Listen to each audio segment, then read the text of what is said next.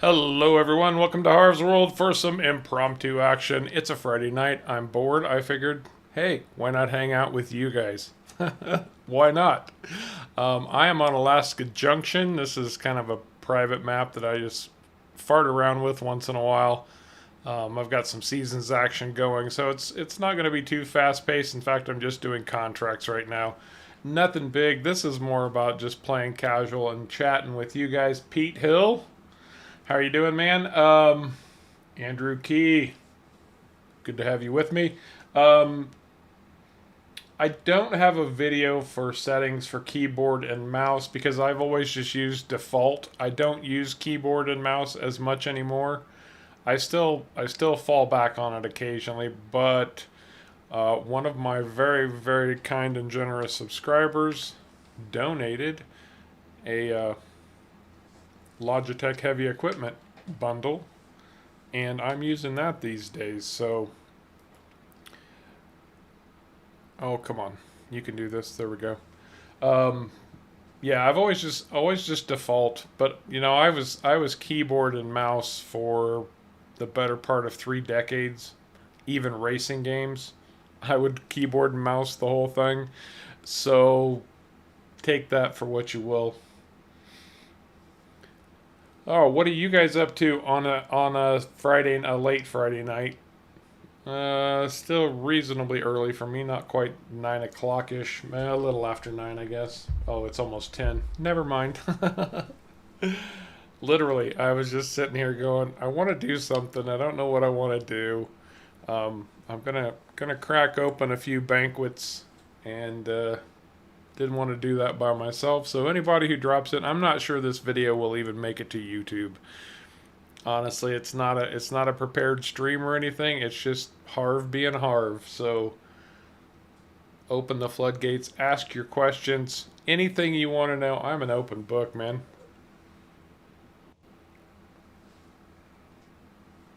I have not dug too deeply into this map yet.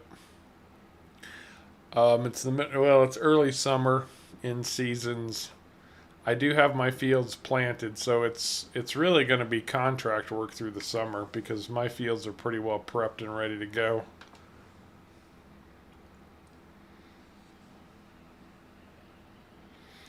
Oh, good to know, Pete. Very good to know, man. A lot of people. It's kind of my claim to fame, and I'm very proud of that series. So I hope it's helping you out. And if you ever have questions, my channel really is kind of focused on beginners. People who've never played before, have no farming knowledge, just figuring out the game. No, absolutely, man. If you ever have questions, a great place to hang out is my Discord. It's like any other Discord server. Everybody goes and plays their games and they drop in and chat once in a while. So it seems dead, but if you ask a question, there's always a bunch of people there who are more than happy to help you out. And they've all started, or most of them have started, by watching that Ravenport series. So you'd be in very good company. Let's get some lights on. It's getting dark already.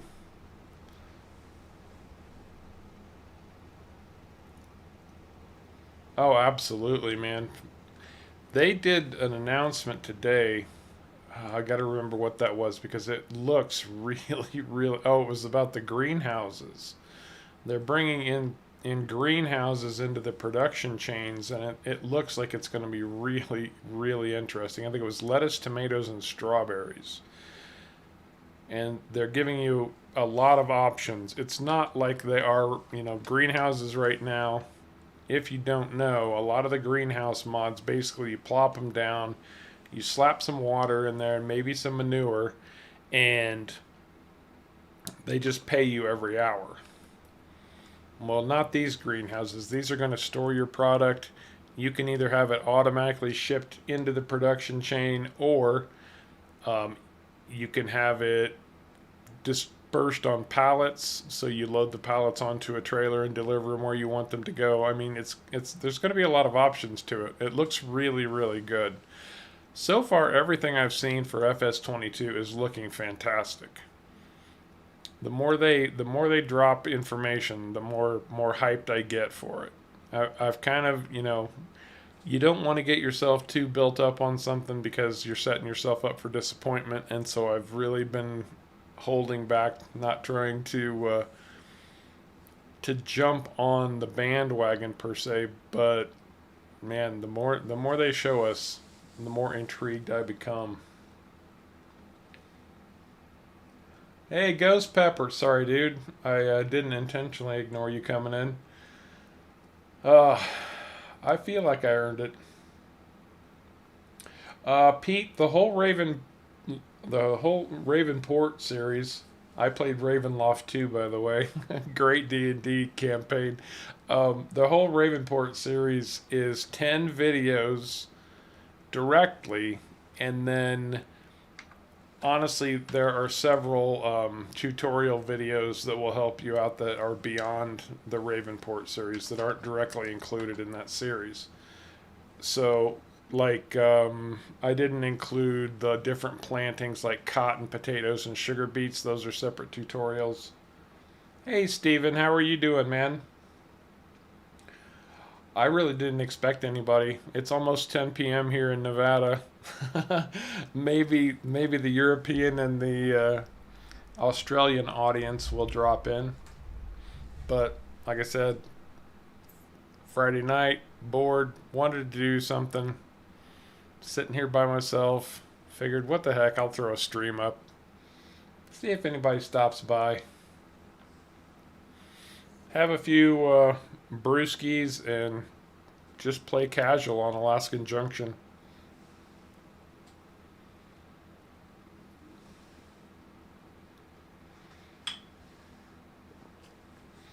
No worries, Pete. No worries. Ravenloft was fantastic. I can see why you would remember it. I should be about done with this bloody contract. Oh, Gary. Yeah, it's only 21:48, isn't it? Yeah, you're on the same time zone as I am.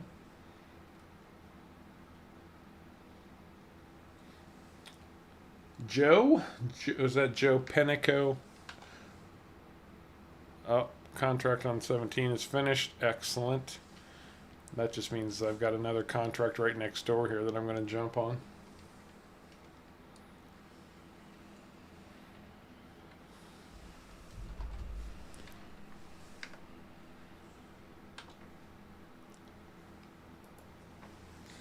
Yep, Nevada is Pacific time also, Gary. We are on the same time zone. Wisconsin. Cheeseheads.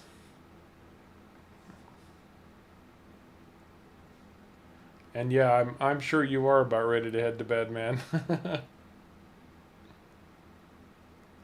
Oh, this machine. Sorry, Steven. My apologies. I missed that comment.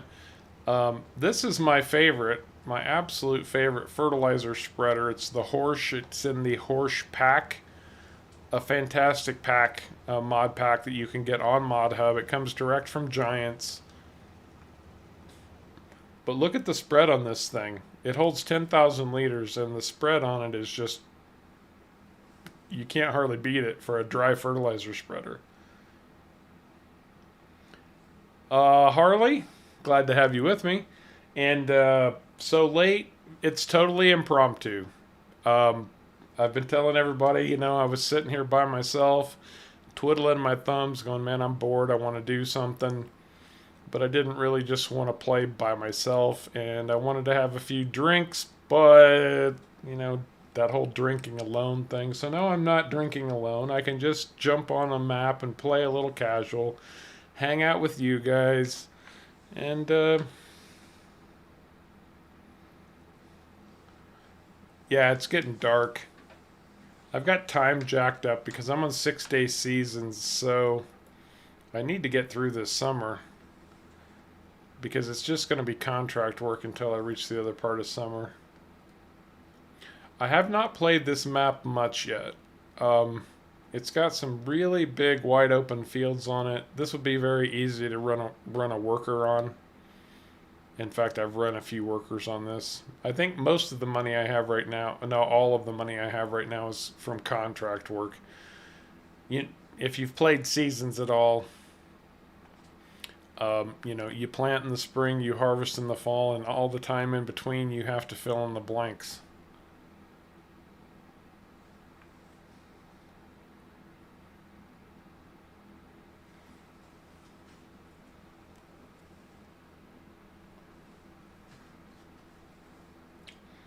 And I was just telling everybody, Harley, that I I really kind of didn't expect anybody to stop in. I'm like, I just want to play, and it's just one of those nights. I figured, what the heck, throw a stream up, see who stops in, just chat.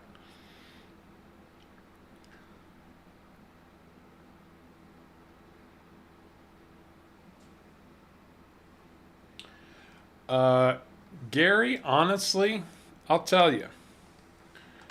Now, I had not done seasons for a long, long time. I did it on my Dalton Valley playthrough, and being a content creator and trying to do seasons was a bit of a struggle. Now, I'll tell you, um, seasons is a special kind of challenge, and it was really due to my lack of experience with A, seasons, and B, I'm still a fairly new content creator. Um, so the first time didn't go around too well. I avoided it for a long time. And then I decided to go with seasons on Ravensburg. And I'll tell you what, I fell in love with it. I really like Ravensburg. I think it's an exceptionally good map. And you would do well to play on that. It's got some really good starting stuff on it. I didn't go with their starting farm, but um, you know, feel free to watch my Ravensburg series. I feel like it's a very good series as well. Not to pat myself on the back, but I think it went really well. Um, but it's really, really a good map for seasons, especially if you get the right. And I can't tell you which one. I was using a simplified geo. He may have built his own geo by now for that map, because there's several updates have happened since I started playing on it. Um, but the geo I was using was particularly interesting because it had um, a good amount of snow in the winter, and that map has snow removal contracts built in, which can be a little bit of a challenge and a little bit tedious, but um, it is something fun to do outside of the normal farm sim stuff. Now, as far as seasons goes in general, any map that's in, and make sure when you're looking at maps that it says seasons ready. You definitely want to make sure that the map specifically says seasons ready.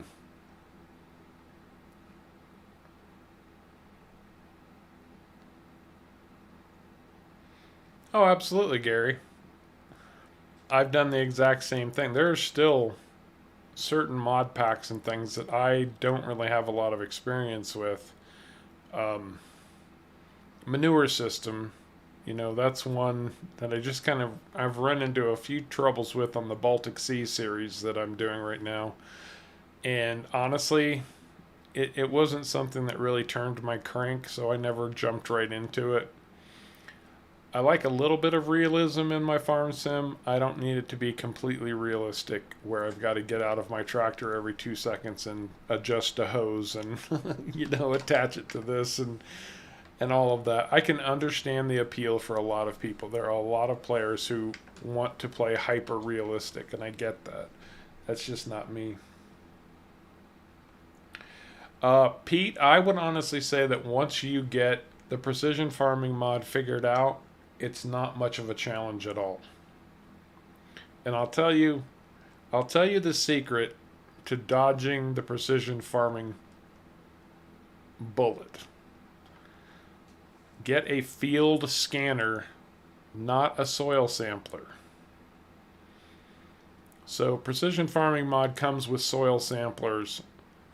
They are tedious, they are time consuming, they're somewhat they're accurate, but it's hard to tell where you need to take your samples. And on like a field that I'm on right now, a field this size, I hope you can see it well enough, I would have to take 100 or more samples to sample this whole field if I was on precision farming right now.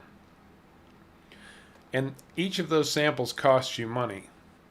Or I can download a mod from the mod hub that's a field scanner, and I can drive up and down the field and it will scan the ground and tell me exactly what type of soil I have to work with.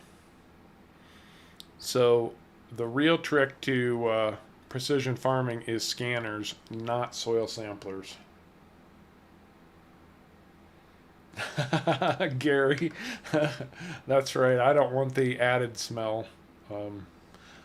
The added smell mod pack either. Oh, well, that got squirrely in a hurry. Too many banquets.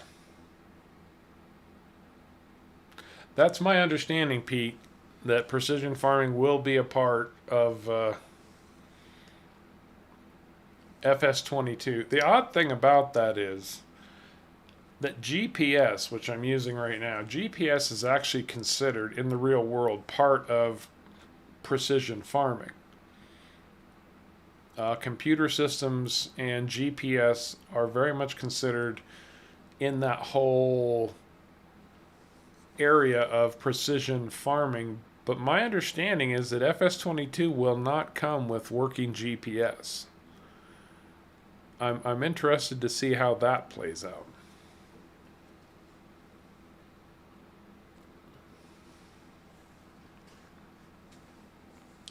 I'm not saying there's anything wrong with the soil sampler, Gary. Obviously, it works. It does what it needs to. But imagine, every third or fourth harvest, you have to go back and resample your field in order for precision farming to continue to be, or for the data to be accurate enough for you to get good harvest on your field. And imagine how many samples, like I said, like this field alone, I might have to do 100 different samples to get the whole thing covered. Now this isn't my field, but I'm just using it as an example. And if I had to do that every 4 harvests, and what do the samples run, Gary? Is it $100 a pop?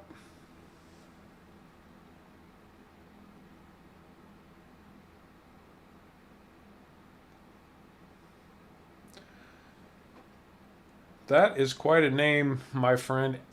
Andre Mario Miranda something extra. Um, sorry, Andre or Andres. I'm sorry if I'm mispronouncing it. Anyway, most people know at this point. Anybody in chat, tell this young man what my favorite brand of tractor is.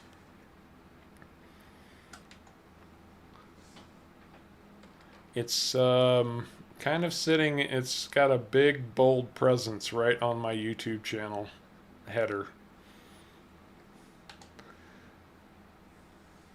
Yeah, $100 a pop. That's what I thought. My favorite brand, my favorite tractor of all time, always will be a Harley. Are you being sarcastic? Okay, Andrew, very good.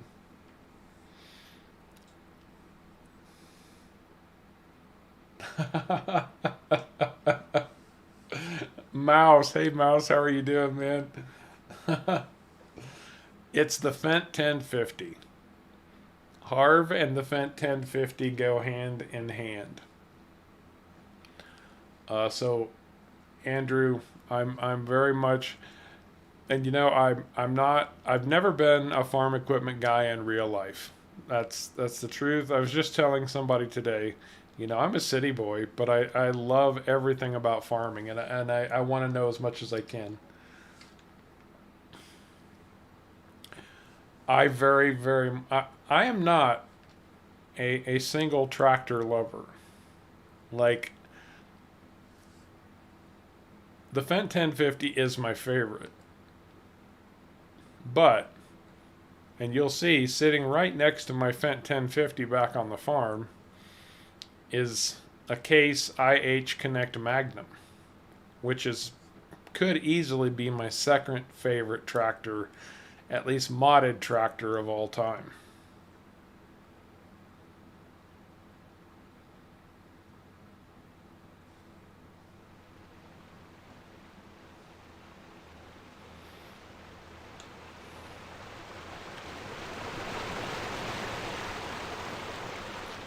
And you know, Fendt does have two manufacturing plants in the States. One for tractors and one for field equipment. So this is my farm right here. And see, there's my Fendt 1050.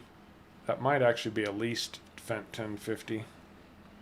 I'm not sure, but the Case IH Connect Magnum sitting right next to it. I need to advance some time here, ladies and gentlemen. Get out of this darkness.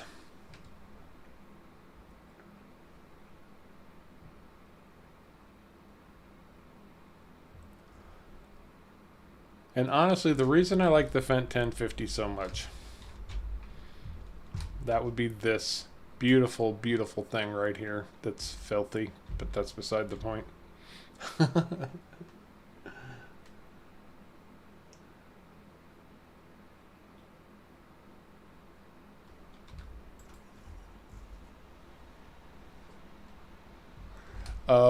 It's the first tractor that was powerful and reasonably quick that I played with in FS19.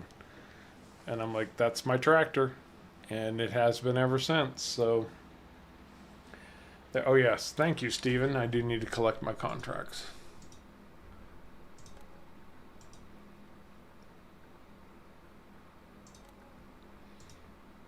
Field 10, 78 acres of cultivating. Yeah, what the heck? What else do I have to do? It's 20 grand. Where's field 10? Is that... Oh, down here in the corner.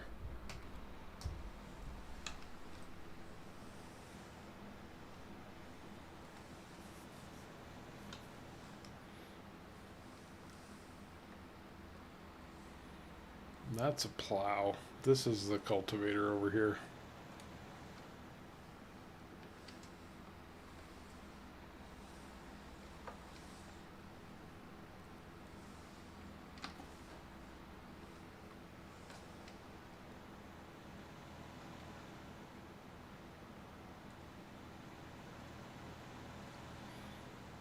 Now we can break out the big boy.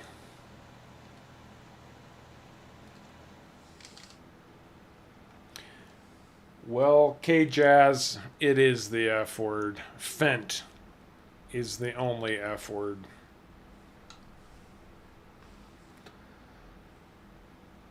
Oh, and I, of course, always have to throw this out. Mouse, by the way, since he's in chat, is a fantastic content creator as well. He does some amazing live streams. And, man, Mouse is a fantastic builder. I've got to tell you guys this. I've seen some of the things that he's taken the time to build.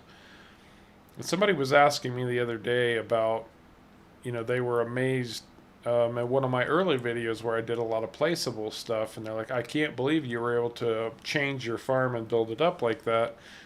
And Mouse does amazing things, like entire cities, the whole 9 yards. And he's just... well, I have to say this, Mouse, because I always do. You're a mod encyclopedia. Oh, this is fantastic. Look at this. This is a whole field of sugar beets that withered. Which means I get to plow under a whole bunch of sugar beets. That makes me very, very happy.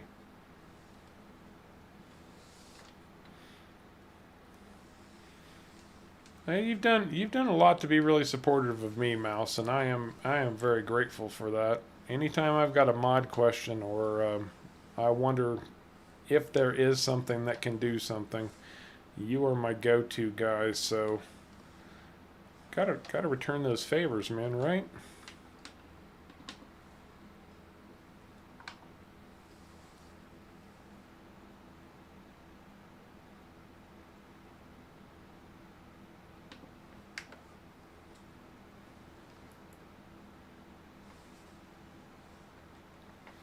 Well, thank you very much, Andrew. I do the best I can, man. I'm not perfect. I don't always hit home runs, but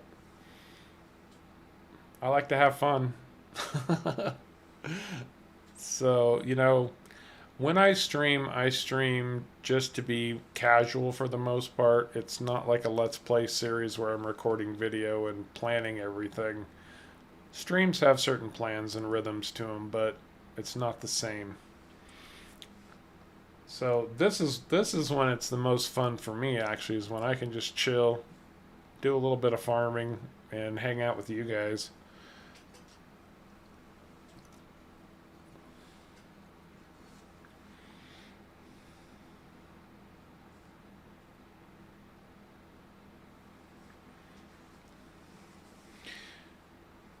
So I do a series called Off the Grid on the Wilhelmina Forest.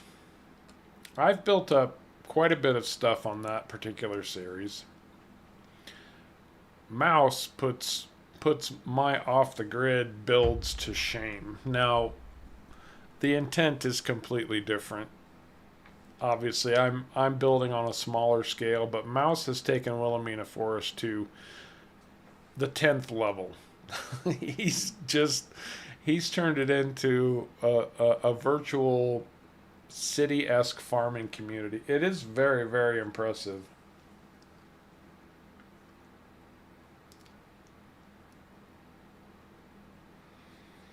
Oh, I've got to see that Mousetropolis. That's fantastic. On PV Uncharted, no less.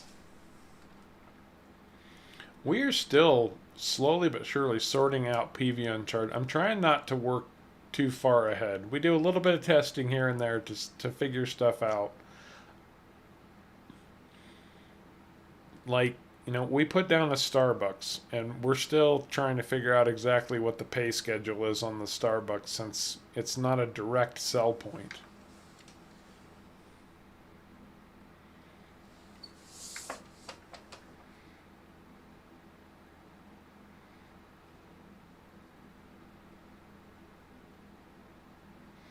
Hey, Flame, how's it going, man?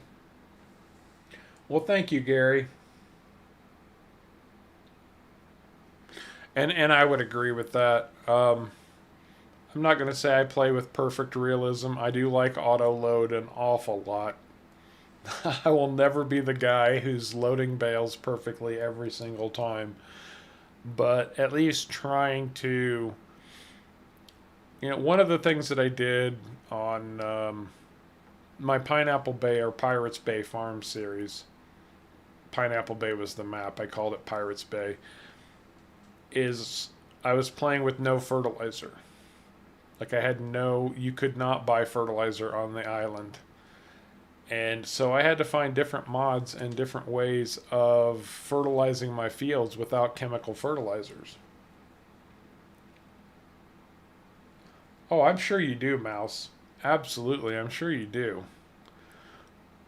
I've seen a couple of those videos and they are incredibly, incredibly impressive. I just started playing Planet Zoo a little bit. Man, you want to talk about builds. But Planet Zoo is built for building. Building in Farm Sim really takes some creativity because everything is so limited. Placeables are limited. The landscaping tool is actually, as good as it is, still fairly limited. But you do what you can do, and some people get the hang of it. In fact, I just had another request tonight to do a tutorial on landscaping in general. So I need to get on that before FS22 comes out. I haven't done any tutorial videos in a while, but to be honest, I'm doing 2 videos a week now and 2 streams and working a full-time job that I have to learn still. So my time has been pretty darn taken up lately. No excuses, just explanations.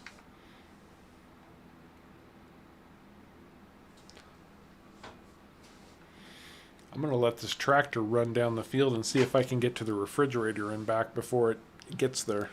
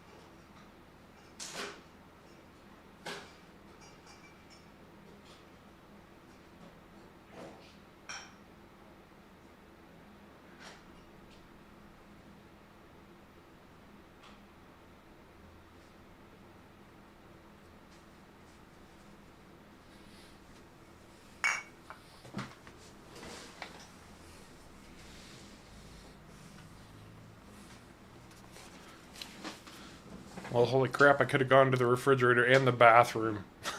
This is a bigger field than I thought it was. My old boss told me that when he was growing up on a farm in Nova Scotia, his father would use lobster to fertilize the fields.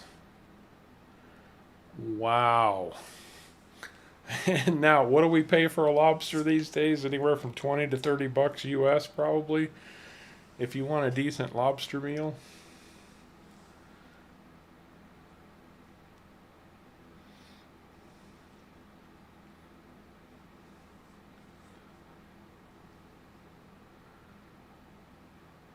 Oh, I understand, Aunt Andrew. You're an MD. Well, congratulations. That's that. It shouldn't take you much to learn about it. If you if you managed to learn that much about the human body and make it to the MD status, that's very impressive.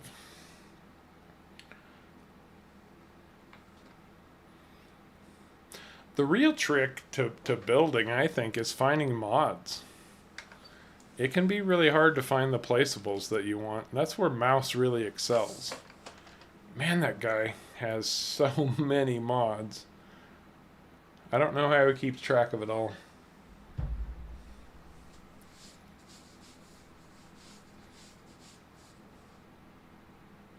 I think I saw that one, Mouse. Was it the sheep farm that I watched? I know there was one that I watched of yours where you built a pretty spectacular. It was the sheep farm one. Didn't you start that off building like a mountain range?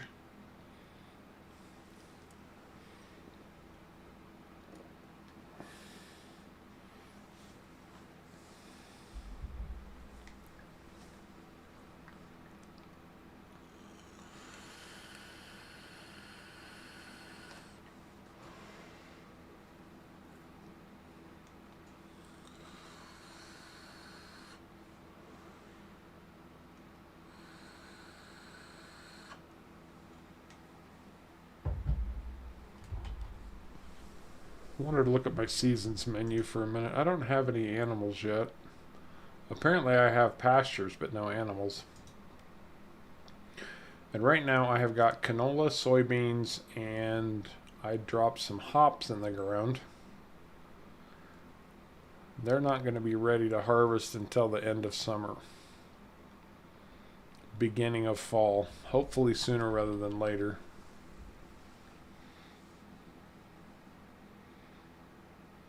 I'm with you, Andrew. I just said earlier, I'm a city boy too. I've had farmers in the family, but I grew up in town, and I love everything about farming. It's become an addiction. It's not the game. It's just if someone said, "Hey, come out to my farm. I'll throw you in my 1967 uh, John Deere whatever, and you can tool around and plow a field for me," I'd be like, yes. I would be all over that. As Mouse would say, I'd be on it like a car bonnet.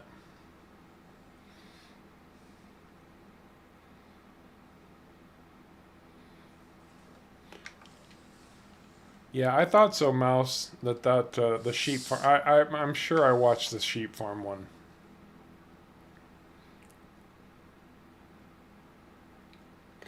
Well, and that's true too, Andrew.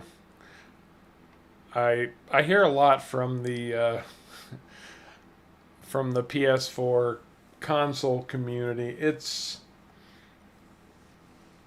I mean, you always have the option to buy a PC. And frankly, the farm sim experience, I'm not going to say it's better because I don't think it is. We have more options, especially with scripts, but I think FS22 is going to sort a lot of that out. I think FS22 is really going to start to equalize consoles versus PCs.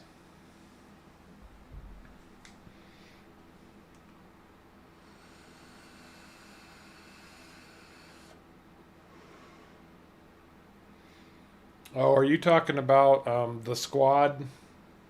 The guy who does the squad? Hey, Farming Sins. Alexis Volumus. Great name. Fantastic name. I am not a real farmer. However, I do work in the agriculture industry now. I just took a job, started it at the beginning of August, and I do work in the agriculture industry, but I do not own or work on a farm.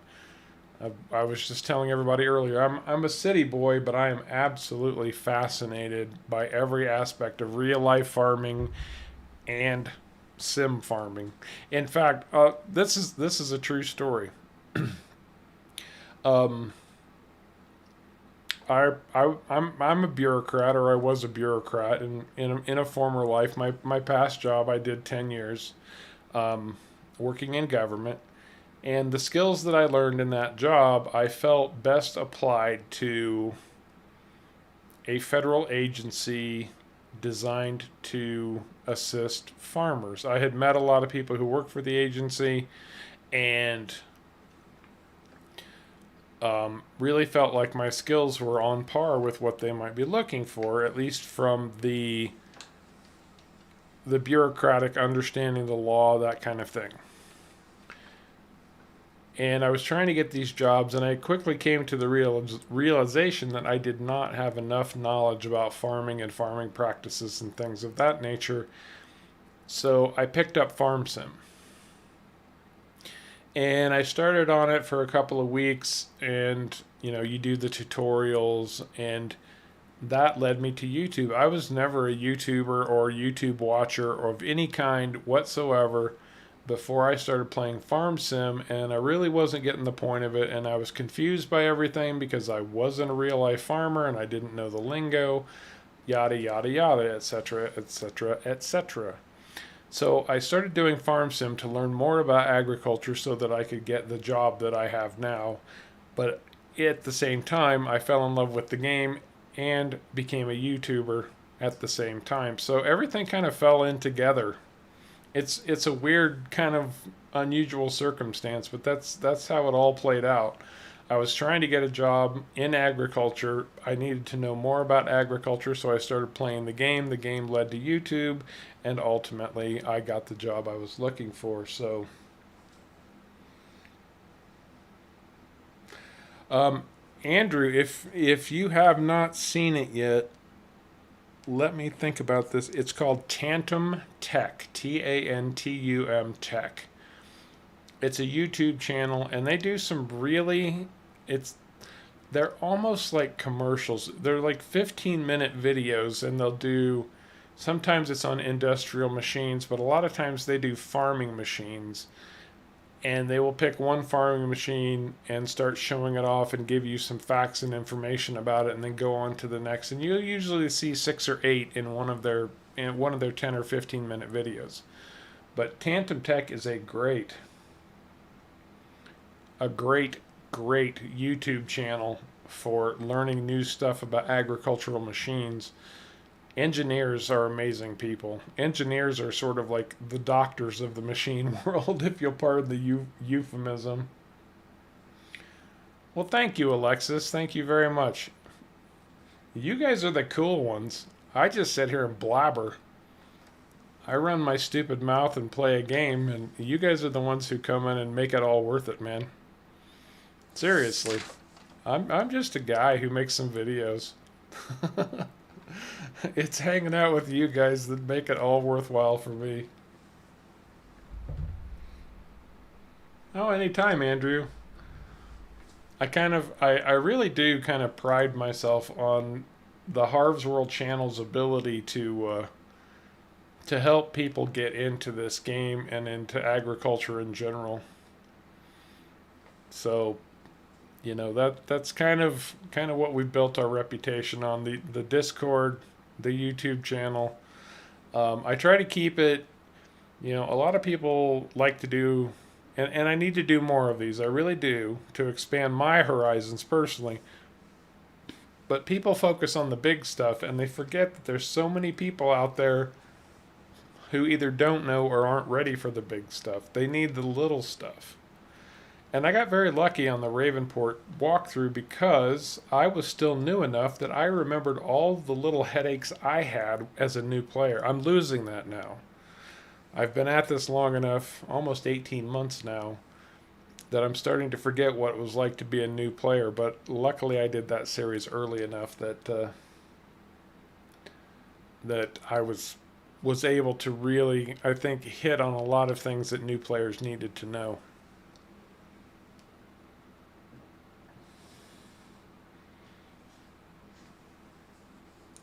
Especially mods. I think a lot of people, new players, come in and they don't understand mods and how important mods are to the farm sim experience.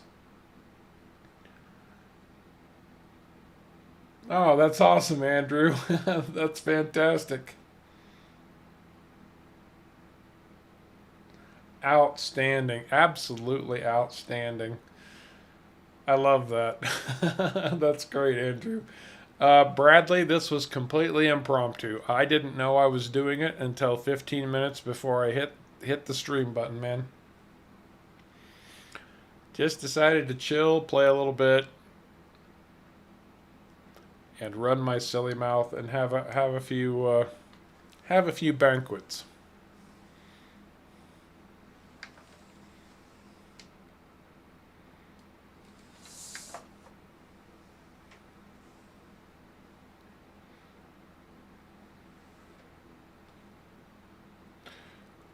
One of the favorite things that people tell me about often is, fathers who will come on with a question or want information, and they're like, I'm playing with my son and my son is doing this, you hear these father son or mother and son stories, and that really just kind of touches me. I'm like, it's fantastic that parents are interacting with their kids on a level that they can both appreciate. I love that.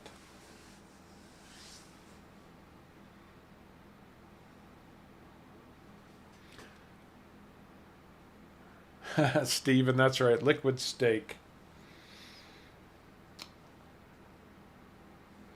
Um, so your remote control Jeep bought the farm, Bradley. Should I find a a version of taps that I can play on YouTube without being censored?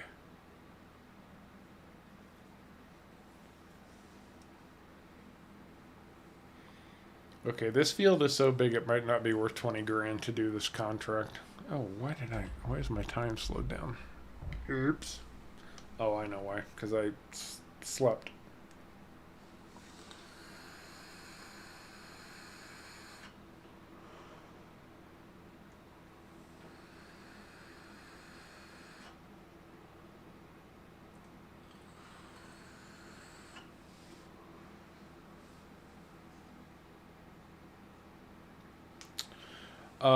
I have not personally pre-ordered 22. Someone was kind enough to gift it to me, but I have personally gifted it about 4 times to other people. And I think before we get there, there might be another giveaway. I need to start planning because we're getting real close to 5K. 5,000 subscribers, which is a pretty substantial milestone, and I want to do something special for that. I just don't have it all figured out yet. This field, I believe the contract said it was 78 acres.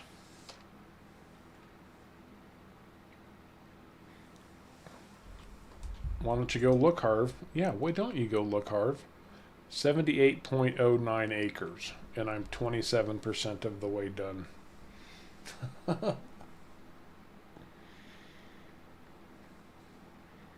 That's a lot of freaking field right there.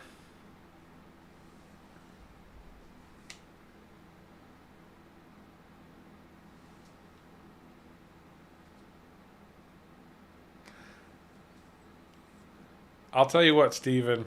When you do a 24-hour stream, I'll do a 24-hour stream. How about that? I'll tell you, the farm sim community is fantastic too. You don't find a lot of haters or sarcastic people or negativity. Everybody's really welcoming and helpful. It's awesome. Oh, thanks for that reminder, Farming Sins. Very much appreciated, man.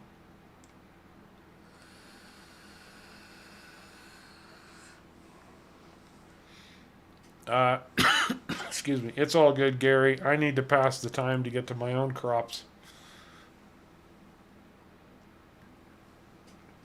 I got to get through 5 more days of summer before I can even think about harvesting my own crops.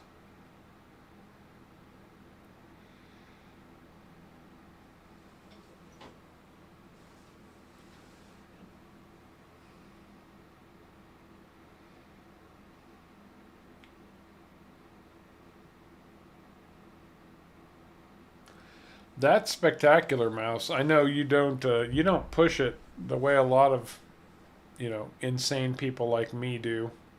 You play it. You're very casual, which I very much appreciate. And yeah, I mean, you're gonna get monetized pretty soon, man.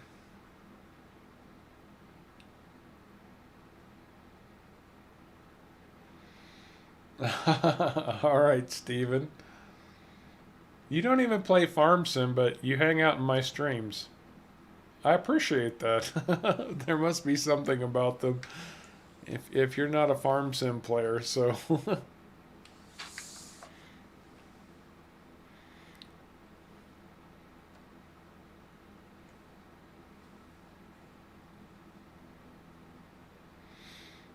probably Bradley. I don't know. It wasn't my day to watch them. Nobody knew this was happening, dude, and not even me. I just got a wild hair up my proverbial backside and said, "What the heck?"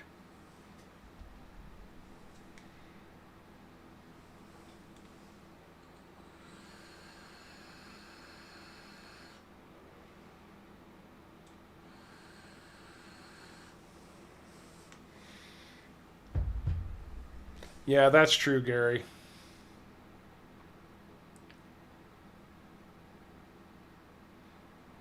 Oh well, thank you, Stephen. Thank you very much. Isn't it past your bedtime too, Bradley? It's late. Parents, do you know where your Bradley is?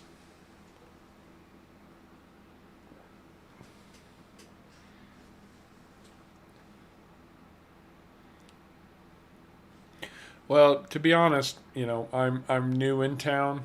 I don't really know many people where I live yet. I moved 2,000 miles to take my job. So, you guys are my community. I'm not a family man. I don't have any kids. I never got married. But you fill in the blanks in other ways.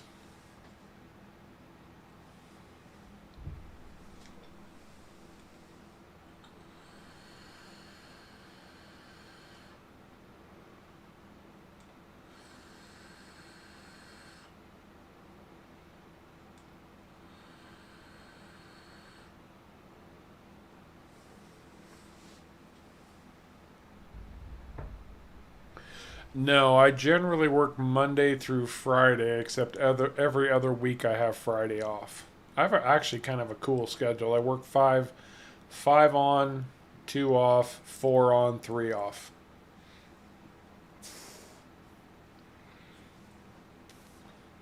But my work days are 9 hour days.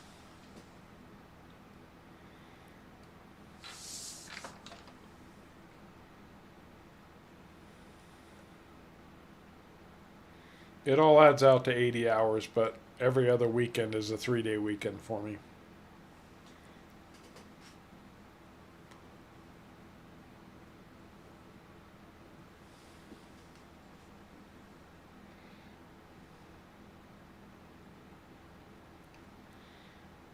Yeah, 1 o'clock's not bad, Bradley. Oops, wrong button. Man, there just really aren't any good contracts out right now. Middle of summer, everybody's waiting for their crops to grow.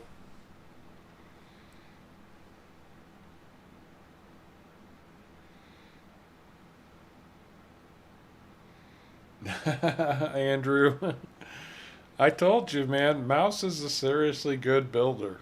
He's a very, very talented builder.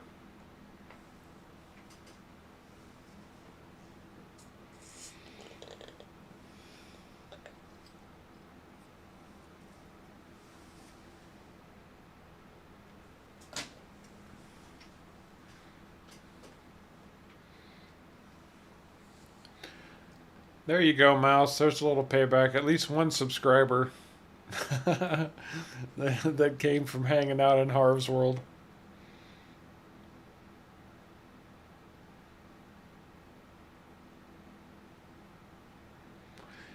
If you guys aren't subscribed to Mouse and he's at 797, he only needs three more to break 800.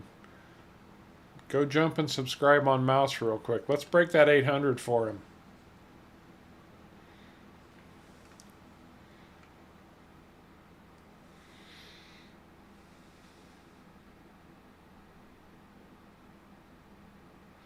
I hear that, Steven.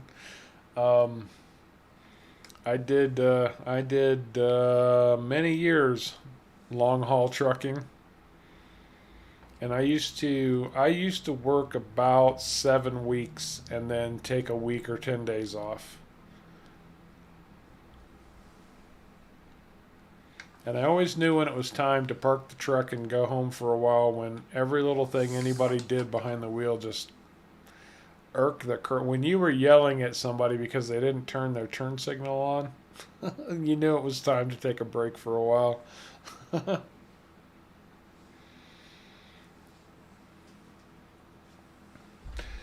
Hey, Mouse, how is Bex doing? I don't get much time to be on Discord anymore either, and I haven't heard from her in quite some time, so I hope she's doing well. I know you guys had a bit of a disagreement, but patched things up. That was good to see.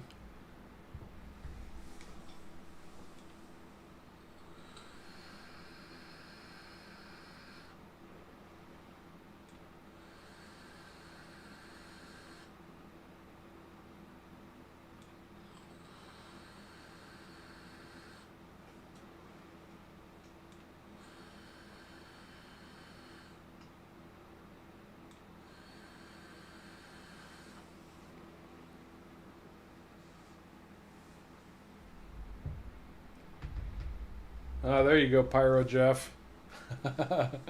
I did some yard jockeying too, working the loading dock, moving trailers around and loading them up for the guys on the road. Did that for a while too.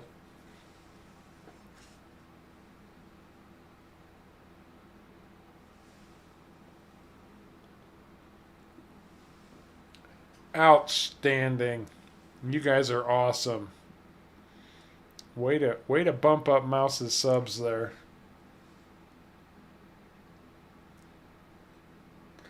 Oh, Far Cry 6. Yeah, I've got a friend who's deep into the Far. I like the Far Cry series, um, but I just haven't had the opportunity to play anything since I think Far Cry 4 was my last.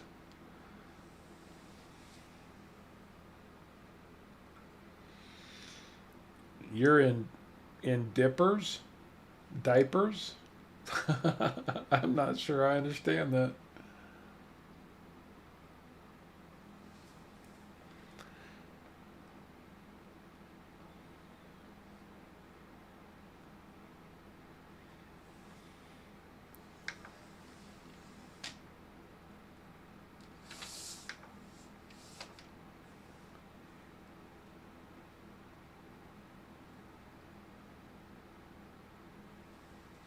Absolutely farming sins.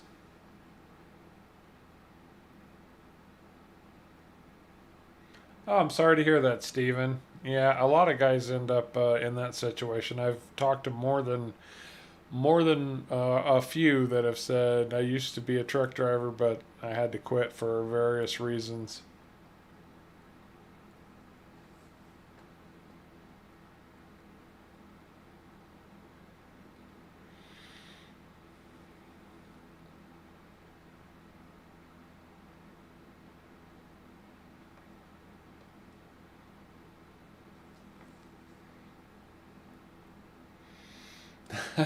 that's what I was.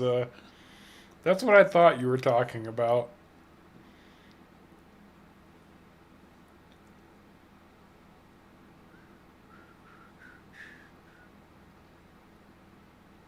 I really don't have that many mods installed. I kind of just jumped onto this because somebody said it was a good map. I thought I'd try it out. I'm not completely sold on it yet, but then again, I haven't really delved into it very deeply. This map has a lot of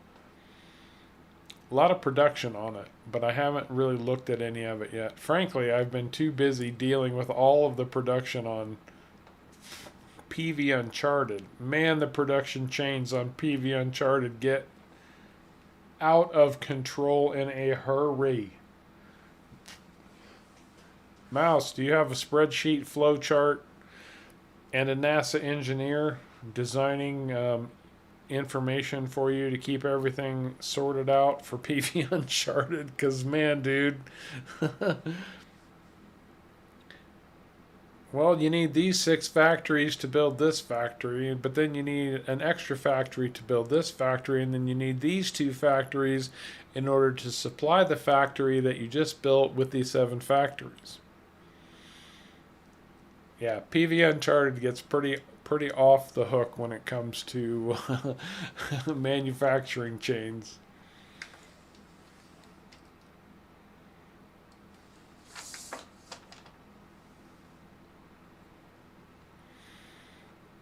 Like, we all we want to do is make peanut butter.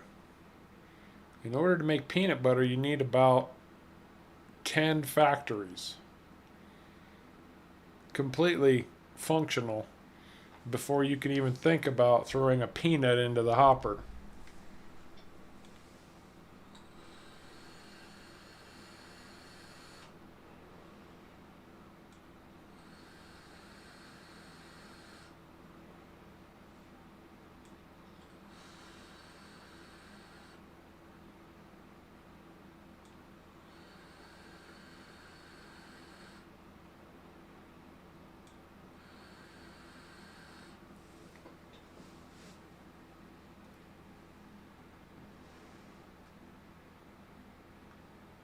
I'm absolutely sure that's the truth, Mouse.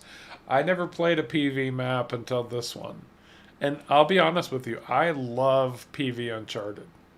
It will go down as one of my all-time favorite FS19 maps. But man, is it a lot to keep track of, and I'm not even doing it single player.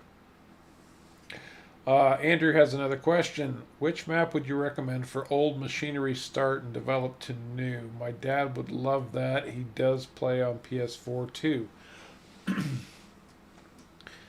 Starting with small old school equipment and building up to a more advanced 2020 plus farm. Man, there's a lot of really good options out there. A lot of them. When it comes to inexperienced players, one thing that I always suggest is that they look at maps by Alien Jim. Not No Man's Land. No Man's Land is a map for more advanced players. But Alien Gym does some really good small to medium scale maps that you can really kind of build up in your own way, in your own speed. And Alien Gym likes to include little things that can help new players along who don't know how to earn money very quickly. For example, Alien Gym often has the ability to purchase fuel at wholesale and sell it at retail. And if you get a big tanker trailer, you can make $50,000 or $60,000 a tanker load just to help boost you. Now you can abuse that and take the fun out of the game by getting too much money too easily, but that's the kind of thing that Alien Gym likes to do. So I really enjoyed playing Mercury Farms when I was a new player. I really liked Washoe, Nevada. For those two reasons, he also adds some of his quirky personality into those maps as well. Another person that really does nice small to mid scale maps is Oxygen David. Have a good night, Gary. Take care, man. Thanks for dropping in. Appreciate you being with us for a little bit. Oxygen David does some really good maps. He did a transition of Lone Oak. Lone Oak is a map by Bullet Bill that came out for FS17. Oxygen David was given permission to port it over to FS19. I have not personally played it, but it is a very, very popular map.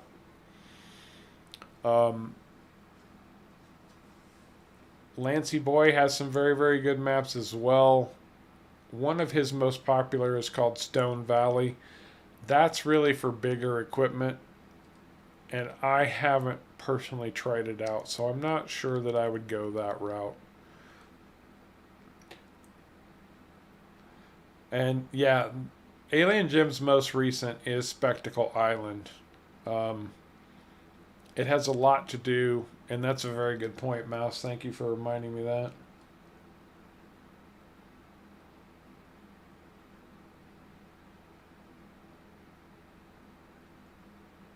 I hear you, Steven. You know, when you do this all the time, you're always looking for something new. New crops, new activities. I like the whole production chain idea because it gives more purpose to your farming. You know, I need to do these things because I need to produce this so I can sell it for a better price, that kind of thing. So I like the change up. Yeah, Lone Oak is a very good map. I have not personally played it, but Six Ashes, that's a good one too, Mouse. Absolutely. I personally really liked Chellington, Oxygen David's Chellington. I like that map a lot. I can't say enough good about Ravensburg. I really like Ravensburg a lot.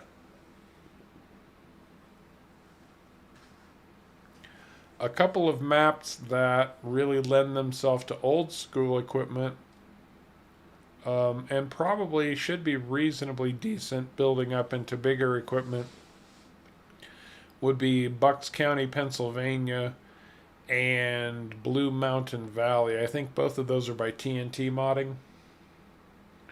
Have a good night, Flame. Take care, man.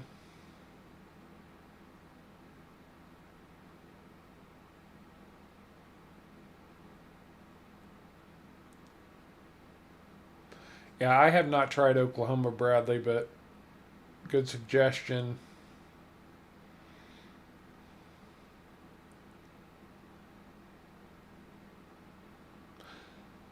Try them all.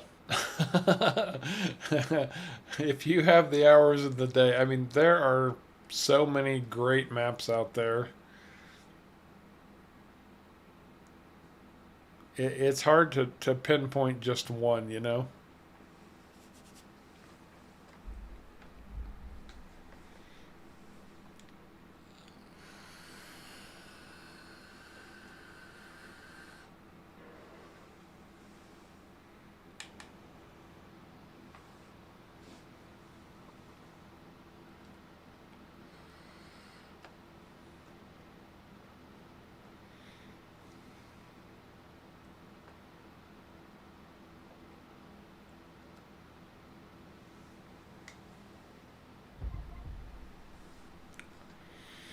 Now, I will tell you,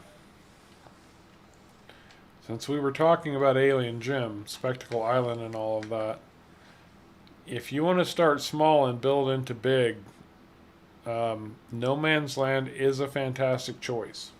It really is. But you have to build everything.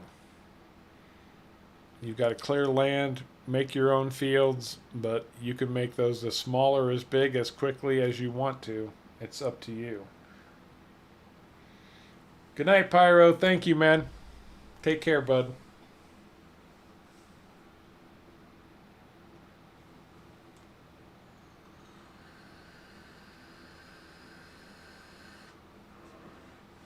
Oh, and how did I forget this one?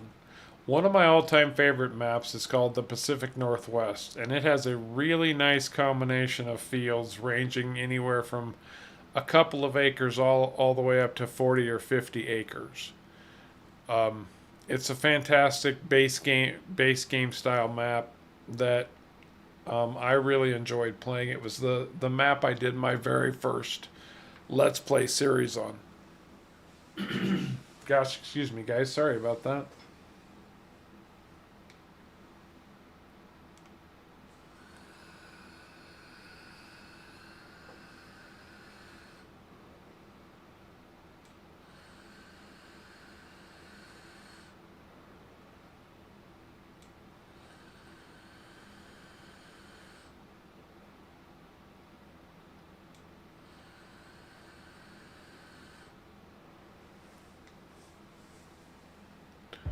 Man, I need to be retired so I can play FS19 all day again.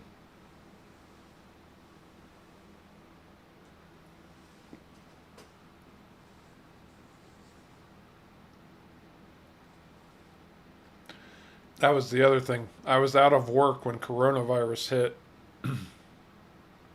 Coronavirus really did not make it very conducive to finding employment opportunities.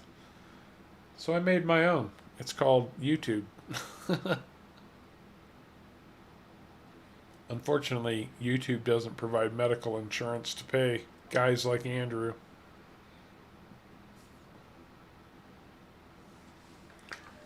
And look at that mouse. Not even one of my more popular streams because nobody A knew about it and B I'm just doing some lame contract work, but we still managed to push you over the top, buddy. At least to 800.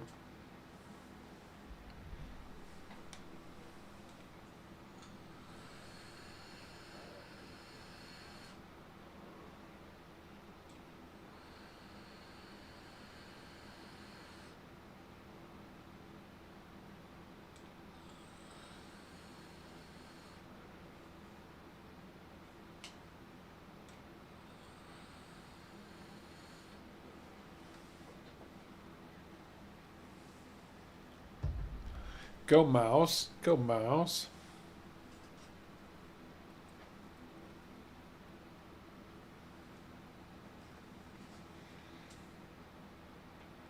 And for those of you who are unaware, yes, Harv is a complete dork, and he's quite proud of this fact.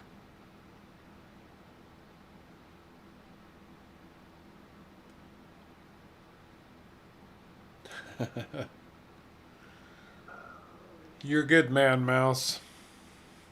And you have a brilliant accent that all of us silly Americans love to listen to.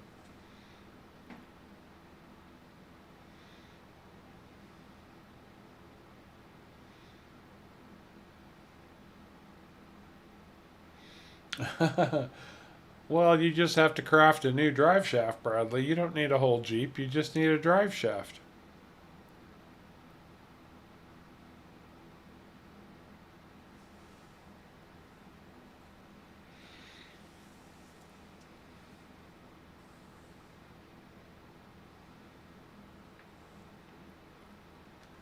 It's my most favoritist tractor of all time.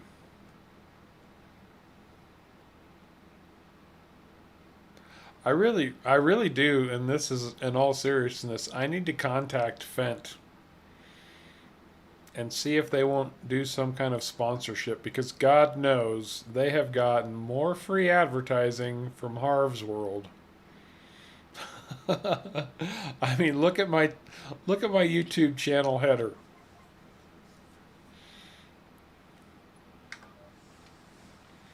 And there has been a Fent on my channel header since the day the channel started.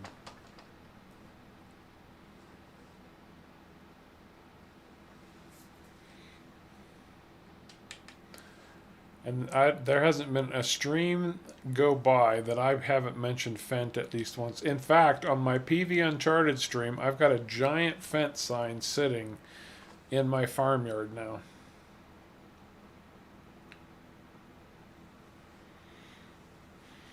And I'm going to step away. I'll be right back.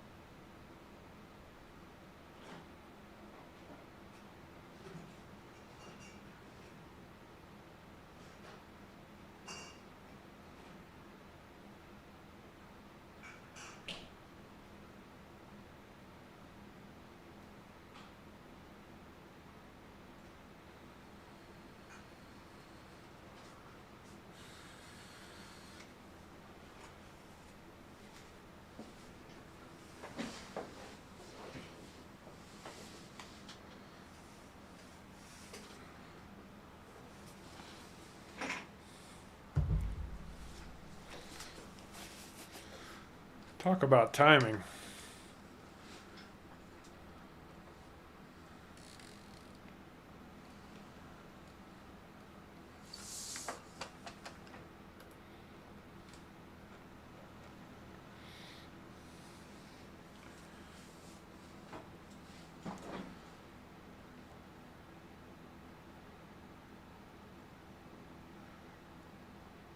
I have seen those bicycles before.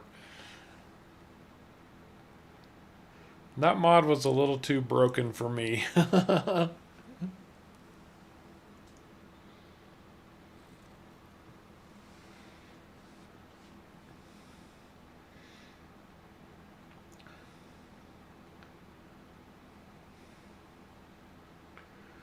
Oh, Bex's Deutz 9. Well, Triss, how are you doing? I think I was on Triss Trail just a little bit ago, recording off the grid.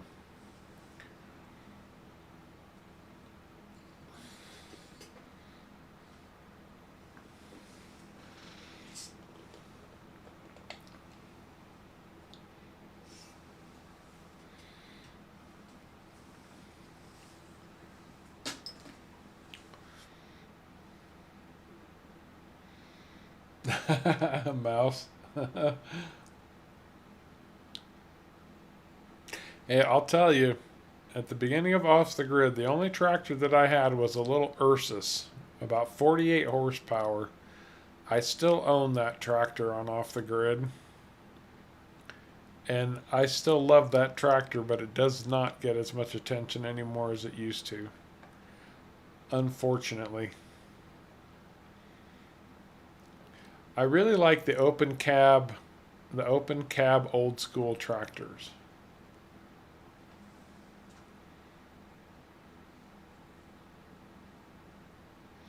Well, I appreciate you dropping in, Tris. Yeah, this was just a harvest board on Friday night. Let's hit the stream button and see what happens. Didn't really expect much of anybody to stop by, but those people who do get to watch me do contracts on my private map. This is one I don't stream or do any kind of series on, just I play for me every once in a while. And I'm in the middle of summer and all my crops are planted, and I'm playing seasons, so contracts. That's all you can kind of do in the summer during when seasons is going on.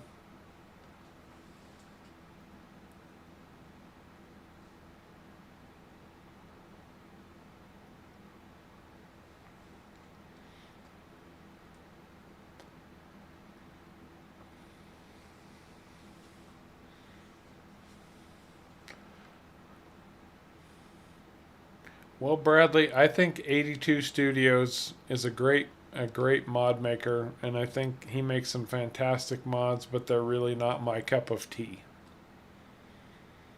I know they're very, very popular with a lot of people, but not really where I'm all not really what I'm all about.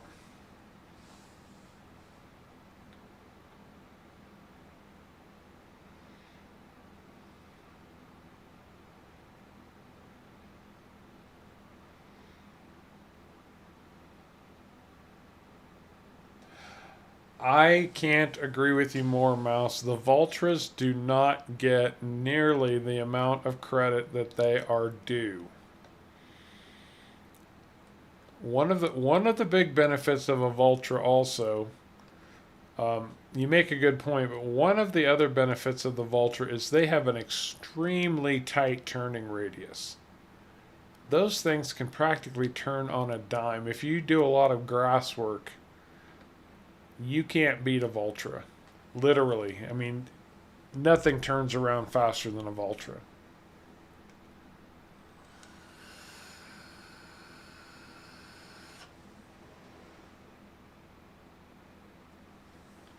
They have not said anything yet, Triss, about contracts or missions. I don't know what their plan is for those. They've been dropping a lot of information about everything else under the sun.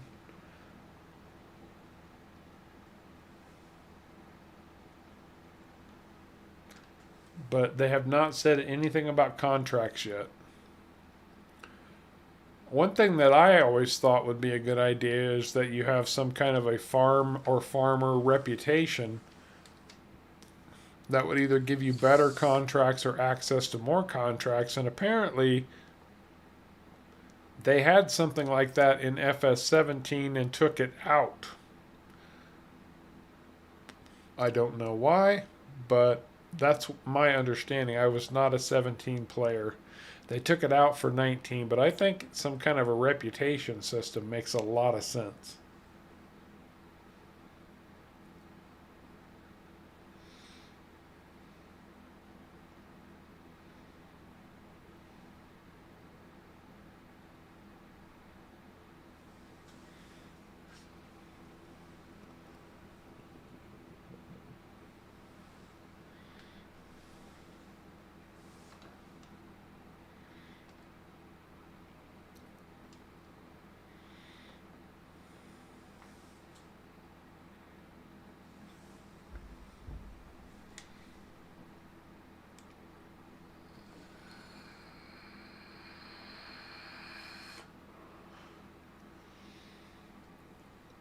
It will be very interesting to see what the modders come up with, Trish. You're absolutely right. I know one thing that I've heard a lot about, or a lot of people discussing, is that there's going to be a lot more mod functionality available for modders to work with consoles. And the one big thing that keeps being discussed is that Giants is going to include a lot of standard script options. Now, one of the reasons that PC players get mods that console players don't is because consoles do not allow for custom scripts. So, Giant's workaround is going to be to include those scripts in the base game so that modders have access to them and can utilize those scripts for mods that are available for console players. So there's a real possibility that if someone comes up with a GPS mod like I'm using right now, um, they can make that mod accessible to console players. Keep your fingers crossed. I hope that comes true.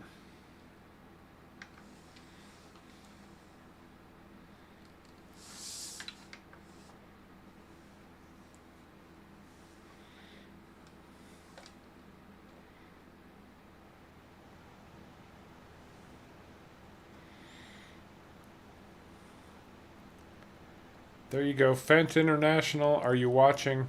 If you're not, you should be, because there's just Fent in your face. Cultivating a field.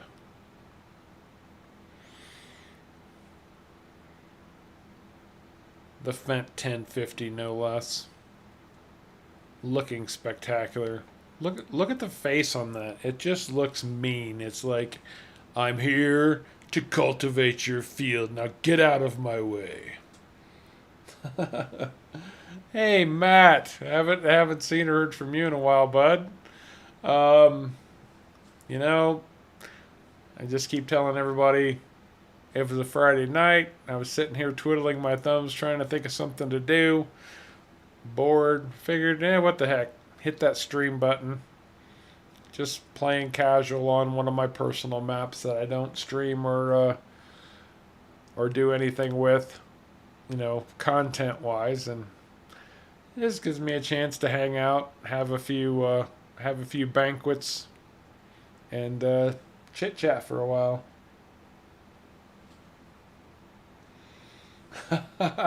Triss. Oh, MFG, Triss is offended.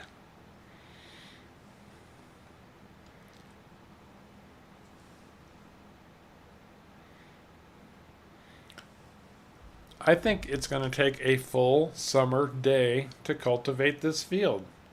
It's already 6:30.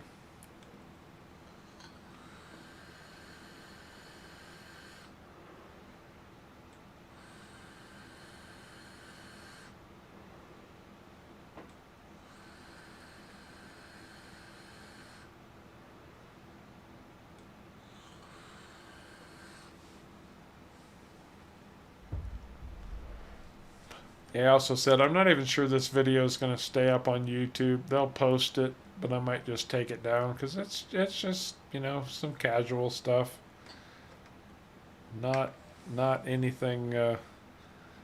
It's just me playing seasons, doing contracts because it's middle of summer or early summer still, and there's nothing much else to do.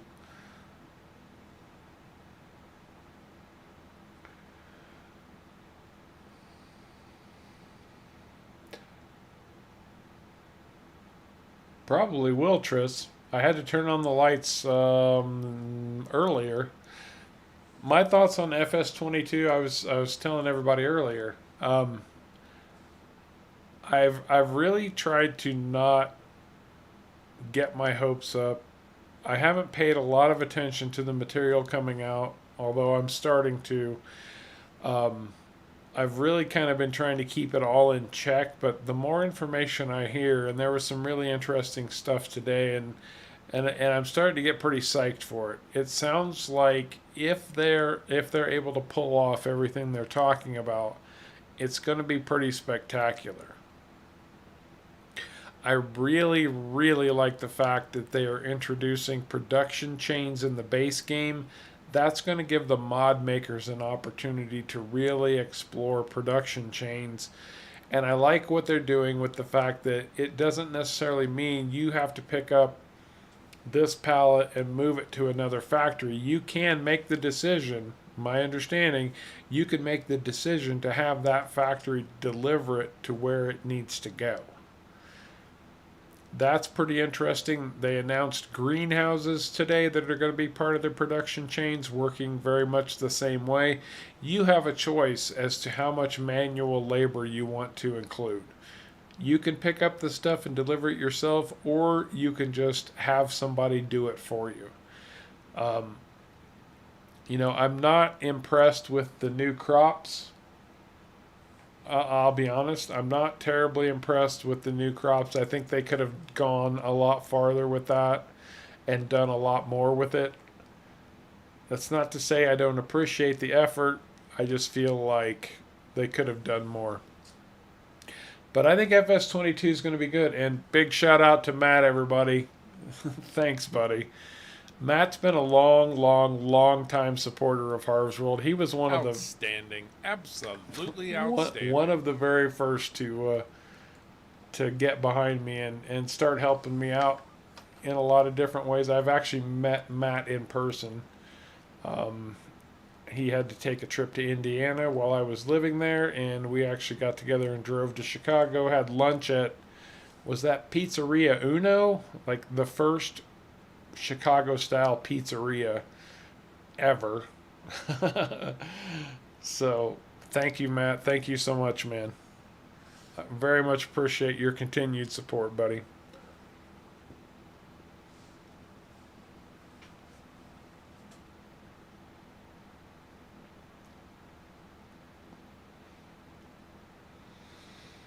Well, that's interesting, Bradley, because I really don't find FS22 that or FS19 that buggy. I think there are things you have to figure out ways to work around sometimes. But I can't say that I find it buggy. That's a good point, Mouse. Do you have some inside information somehow about FS22 AI? Because they need to take steps forward on helpers. People like to get annoyed with course play or auto drive, follow me, but those mods are just providing functionality that the base game should have anyway. Global company, horse helper. How many farmers have a dozen horses and they work their horses, all 12 horses every day? No, you hire somebody to do that for you. So, yeah, helpers are going to be a big deal in 22, and I hope they do them right. Yeah. Thank you, Matt. Thank you very much, buddy.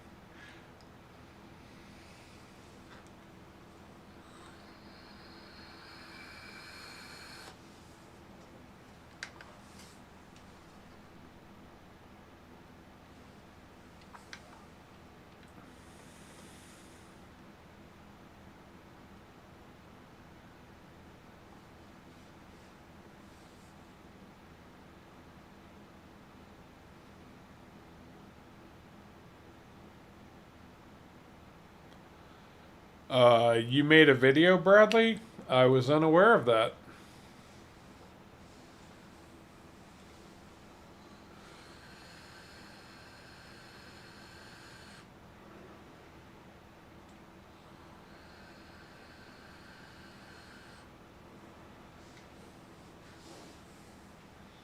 I did not know you were creating content, my man.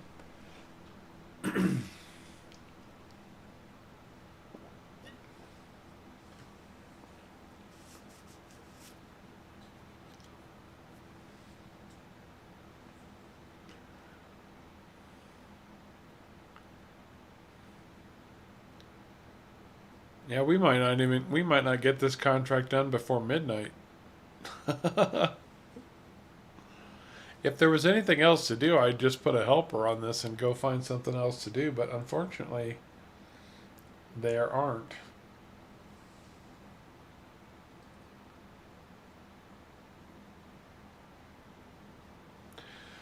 I couldn't agree more, Mouse. And one of the things that I have said is I think it would be great if Farm Sim, if Giants could come up with a way to do kind of a career mode where you go through a progression. Maybe start in like the 1920s and progress up into 2021, where you might start with plow horses. You might start with steam powered tractors. And you progress through different levels of farming until you get up to modern day equipment and the advance. It'd be a great way to teach people about the advances in agriculture that has taken place over the last 100 years. And the first step with that would be, making the horses a viable part of your farming operation instead of just something to joyride.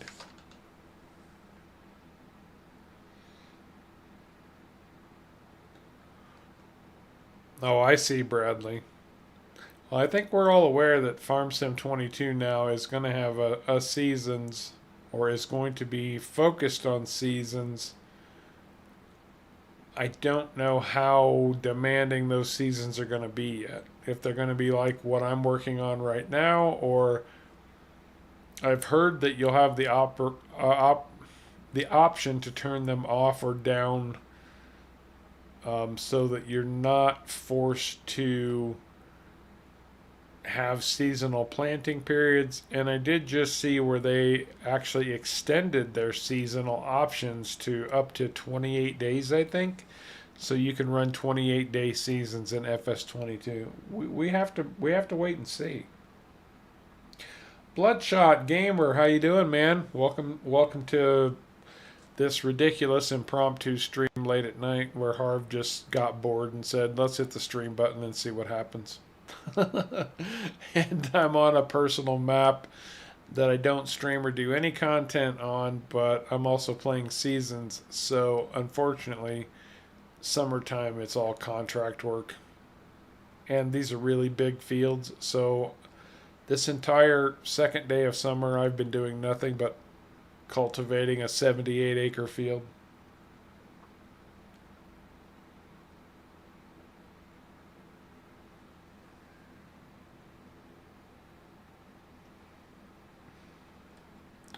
Well, that's true, Bradley. You never finish Farming Simulator.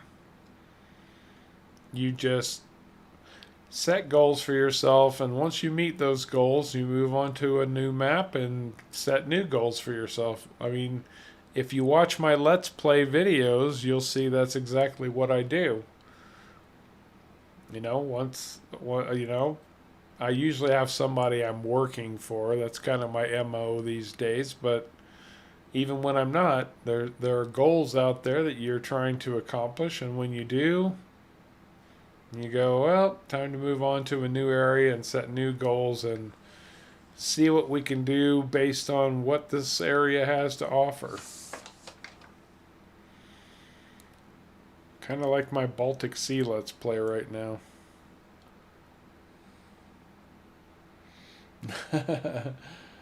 Late night streams, and Harv's got a little bit of a buzz.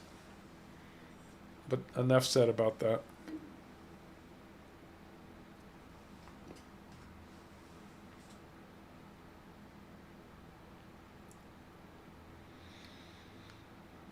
Well, and I've said that from the very beginning, at least the beginning of when I started playing, is that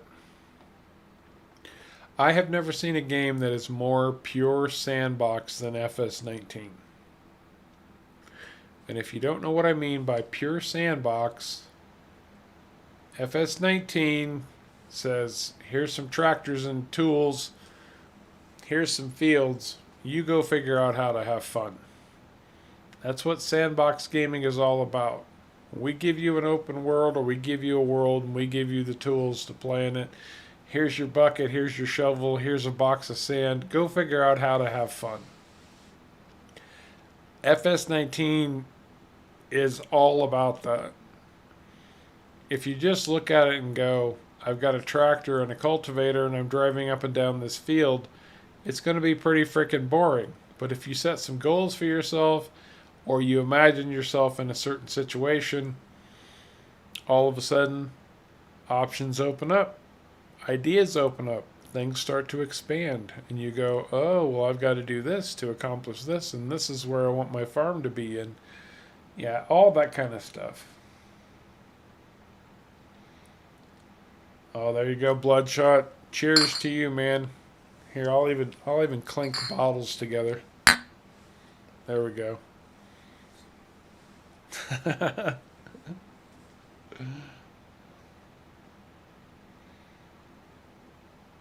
All right, Bradley. We'll be back on Sunday, man. Get some good rest, buddy. Take care.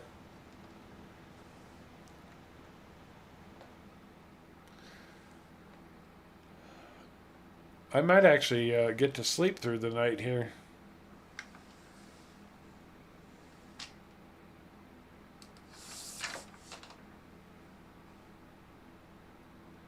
How close are we being done with this bloody contract? Oh, look at that.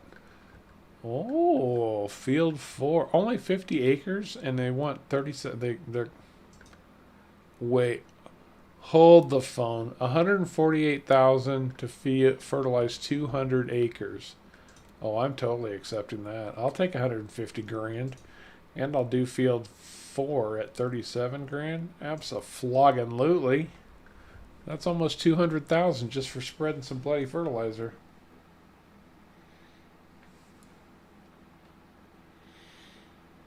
I'm going to sleep first, of course. Well, I'm going to get through the night at least. If the contracts disappear, so be it. But I'm not doing this all at night. Oh, and I didn't even check how close I was to the end. 94%.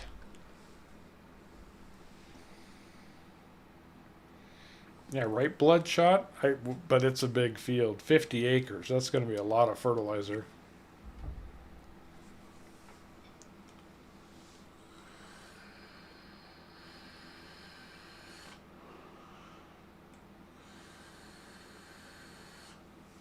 Although, if I get through that, maybe I can buy one more field before summer ends. That's going to get real tricky in the fall trying to get all those fields harvested, though.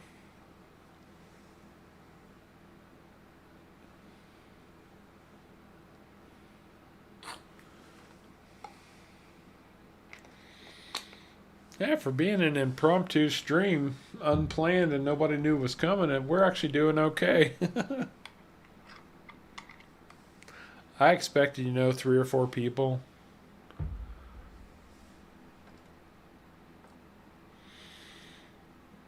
Come on, Fent. Let's get her done. Get her done. Can you guys see much of anything at all? I always try to avoid nighttime on stream because I feel like nobody can really see what's going on. Not like there's a lot going on or anything, but you know what I mean.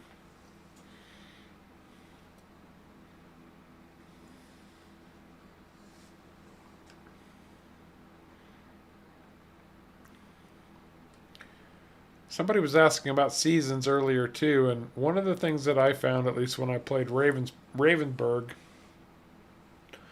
is I felt like on a 6-day season, 15 times speed was about right.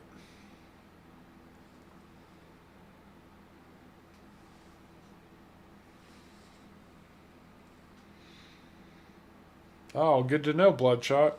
Got that bell clicked. I don't get notifications about my own stuff. Yeah, I figured it's pretty not great. I should probably stay in closer just to light things up a little bit more.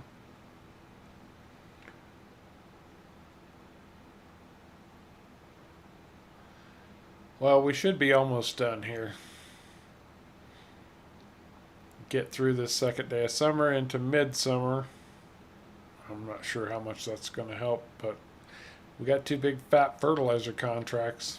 That's going to help. And then maybe buy a new field. And wash this bloody tractor.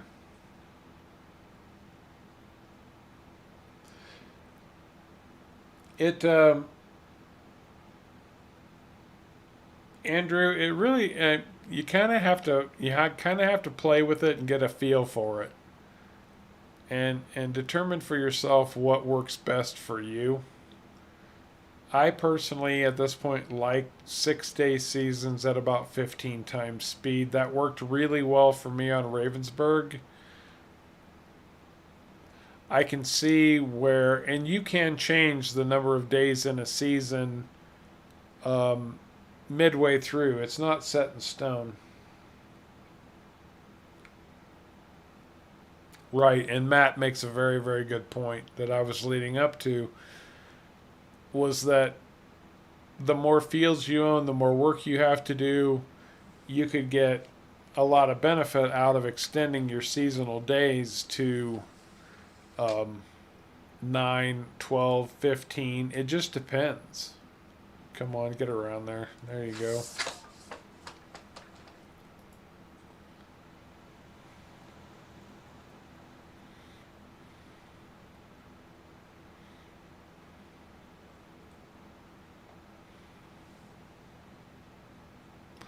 We got to be real close to finishing this up.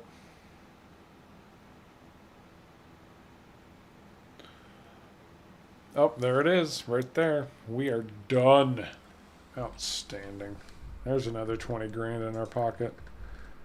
148 field 28. Oh, it's that big mother. Okay.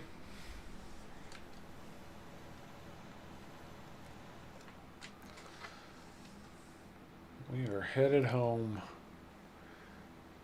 Grab the fertilizer spreader. Get some shut eye.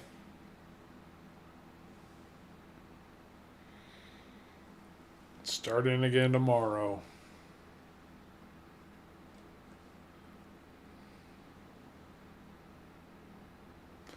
Well, I hate to tell you this, Andrew, but the longest I'm pretty sure is 28-day seasons.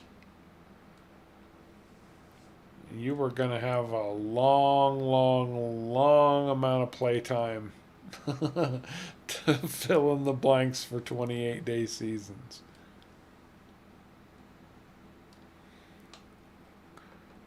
So this is my big honking field here on the right. This should be all canola.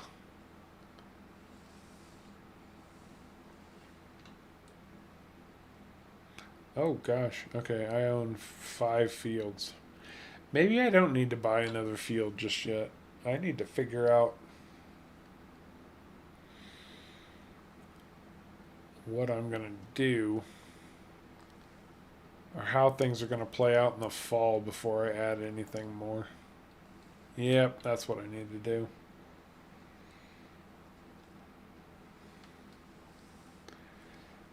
Well, keep in mind that animals change pretty dramatically during seasons too. One of the best things that you can do playing seasons is make sure you install the water pumps that seasons includes. Very, very important.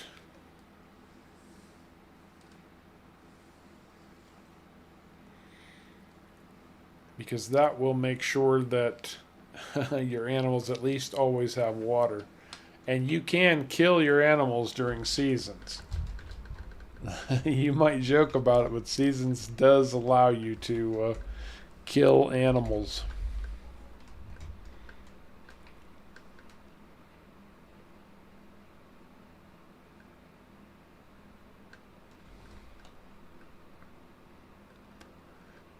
Oh man, when the sun comes up around here, it really comes up. Okay, I need to load this fertilizer spreader before we head off to that big, big, big job.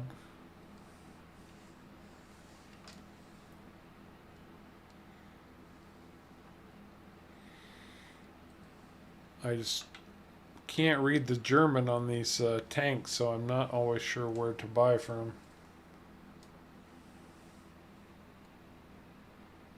Well, Jeannie Powell, Bradley's mom, thank you so much for dropping in. Bradley's been around for a long time, and and we appreciate his company. What can I help you with, my dear?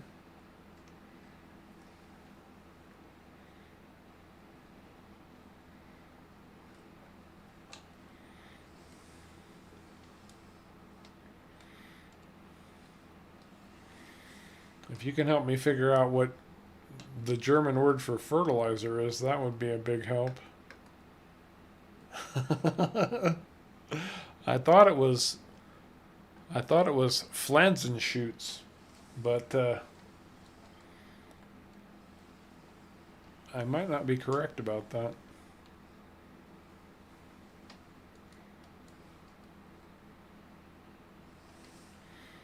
Apparently not. Maybe it's this one.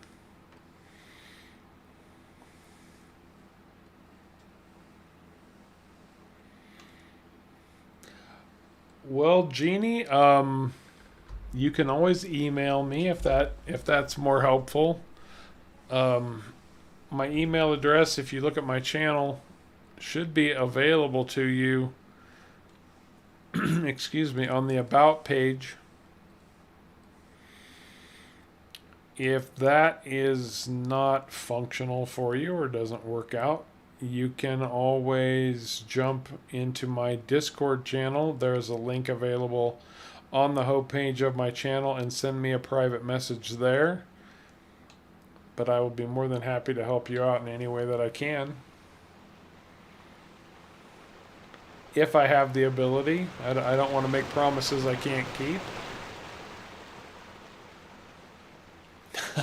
Mouse. Okay, even I'm smart enough to know that Dunger is probably some kind. Well, okay, Dunger would be probably manure. Nice try. I mean, I may be full of Dunger, and I own that sometimes. But I don't think that's chemical fertilizer, my friend.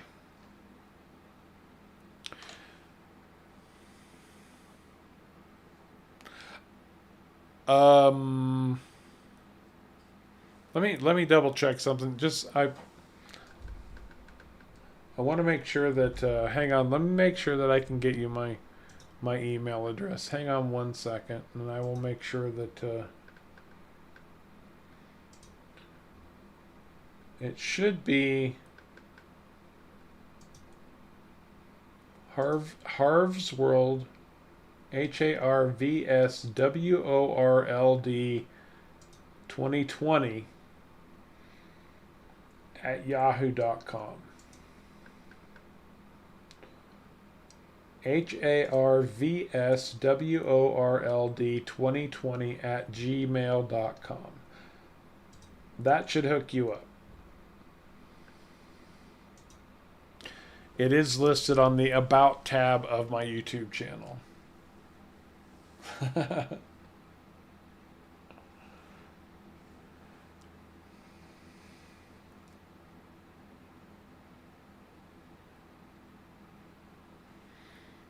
Right, Tris.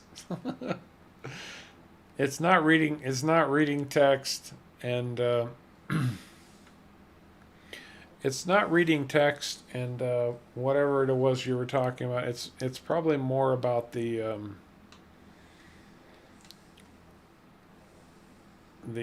banquet. Really. This is 140 grand.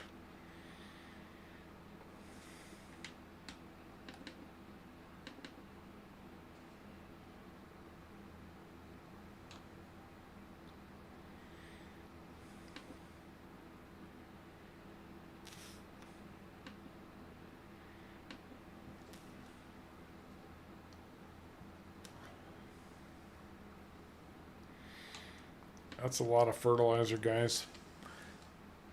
But it's 140 grand. And it's only fertilizer, right? Right. Bum bum bum bum bum bum bum. Yeah, that's close enough for government work. That is a seriously big honking field. I thought the cultivating was bad.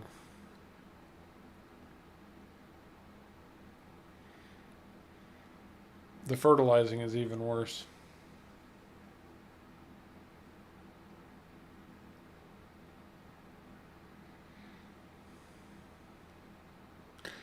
By all means, Tris, if you feel the need to call Farmer Cop, please bring him in here. I'll be more than happy to take his breathalyzer test.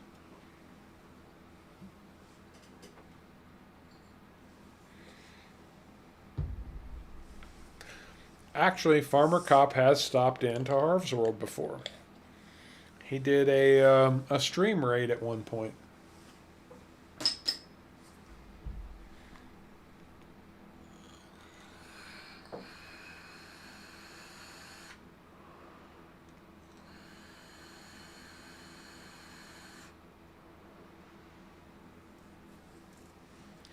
I mean, you know, the big guys must be taking a little bit of attention, or starting to notice Harv's World a little bit, because we are getting some interesting folks in here. I mean, we get interesting folks all the time, but a couple streams ago, Lancy Boy stopped in to say hi, and we had an impromptu Q&A with him. That was pretty spectacular.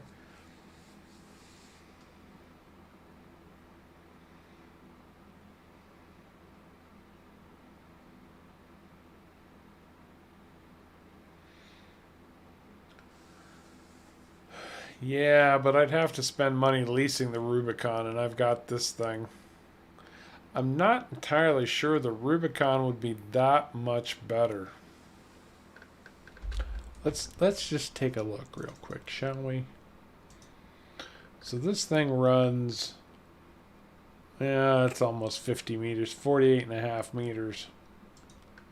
Whereas my happy little fertilizer spreader runs 36. So you gain about 14 meters with the Rubicon. And I'd have to spend all that money leasing it.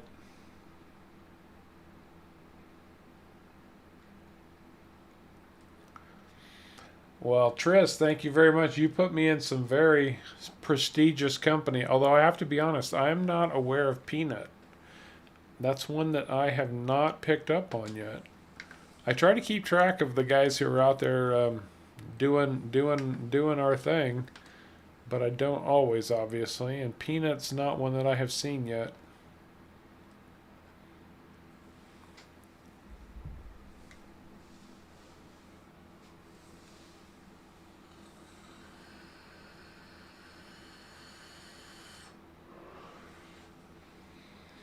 So, guys, if you're ever playing Seasons, this is kind of what summer looks like.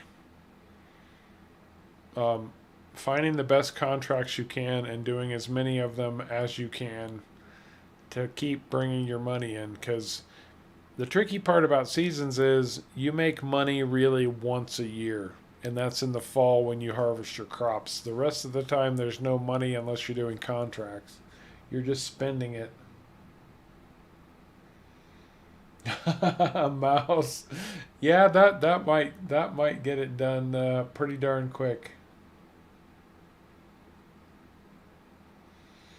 2 million liters running at 50 miles an hour. That sounds like a Bex mod edit to me. I swear Bex should just make her the motto of her mods: bigger, better, faster, more.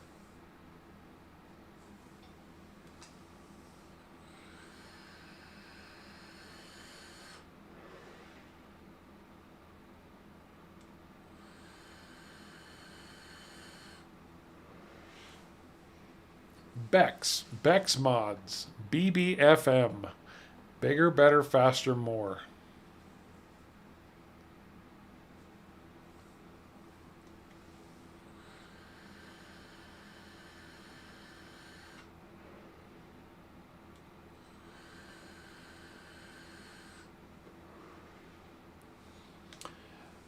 the content creator that I started watching, and I know this is true of a lot of people.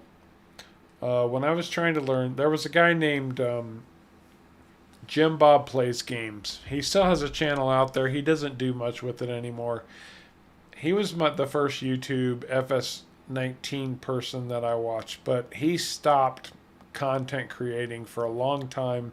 People were actually concerned about him because he just disappeared. Like, he stopped posting anything at all and wasn't responding to comments or anything. He finally came back, but he still isn't doing much. But after him, I went straight to Mr. Sealy P, who is one of the big names in our particular pool of content creators. And frankly, I owe a good portion of my channel to Mr. Sealy P. He was my original inspiration for FS19. In fact, I'll tell you a little bit of a, not exactly a secret, but his whole Makra series was the whole entire inspiration for my Off the Grid series. And see, we do more than one color of green. I've got a beautiful John Deere 4840 pulling my fertilizer spreader. And I love this John Deere tractor. It's a great mod.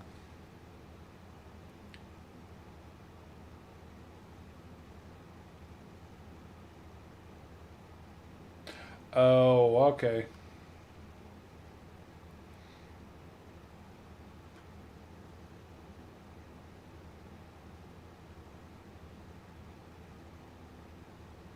Okay, Tris, okay. I'm going to have to look him up and just see. I'm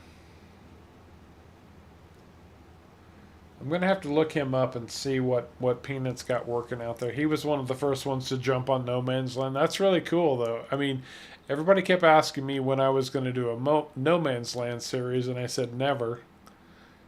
Just because I'd already started my Off the Grid, and everybody and their brother had jumped on No Man's Land. There was too much competition to try to fight the No Man's Land battle. It wasn't worth it.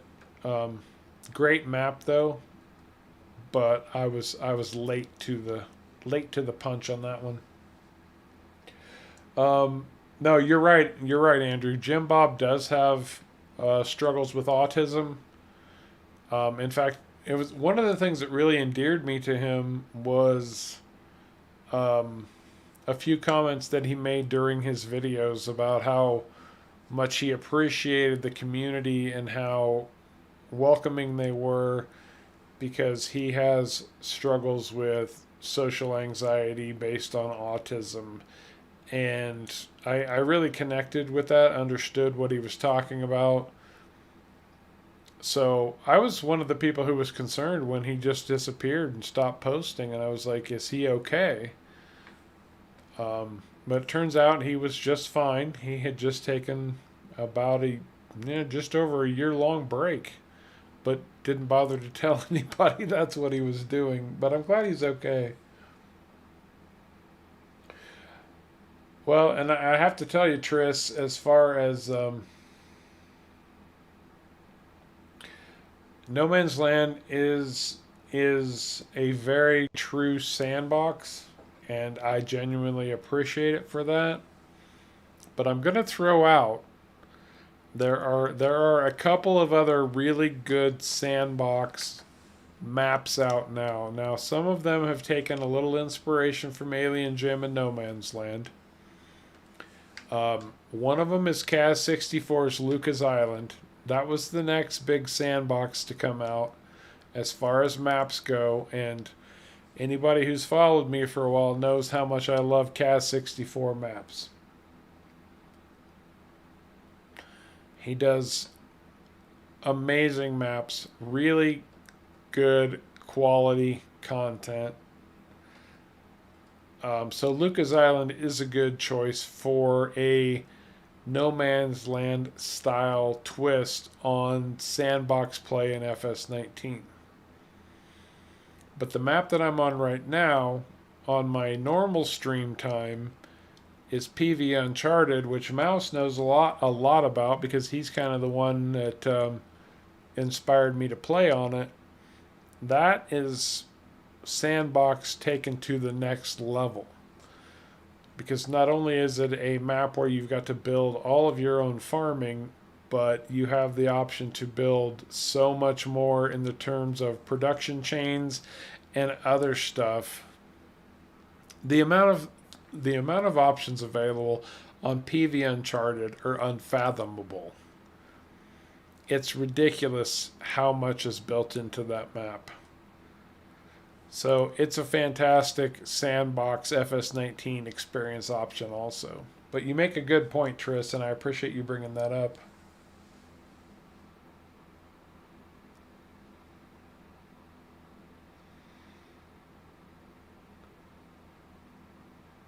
Yeah. Daggerwin may be the longest running FS19 content creator that I'm aware of, at least. I think Daggerwin has been going since FS09. Like, he's been around for a long time, and it's really um, humbling because a lot of people have grouped me in with Daggerwin when they talk about people that they follow, and you know, he has done so much for the FS community and is such a fantastic content creator. To even be thought of in the same sentence with him is an honor. So anybody who goes that route, thank you so much. All right, Matt, you have a good night, man. You have a good night, buddy. Thank you so much for dropping in. Thanks for the donation as always. You are always a pal. Take care of yourself. I'm glad to hear that your struggles, and I'm not going to share them with the whole crowd, but I'm glad to hear your struggles are easing off, and we'll talk soon, man. Take care.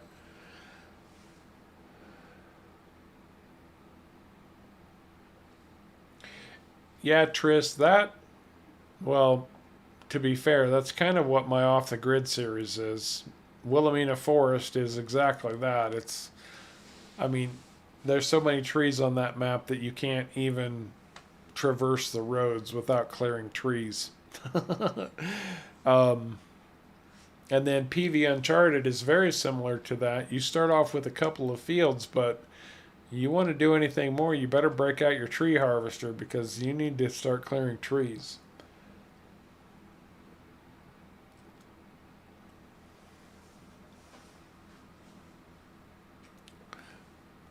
No, I'm not the biggest fan of time lapse. Sometimes I like it, sometimes I don't. It just depends.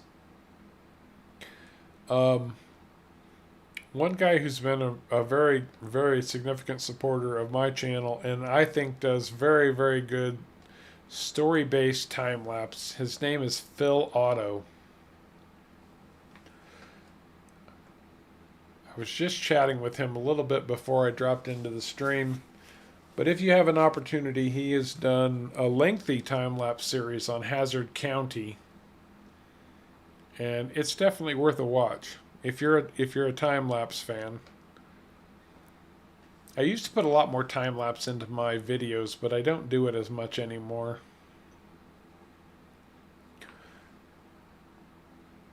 Every once in a while, you'll see one crop up. No pun intended.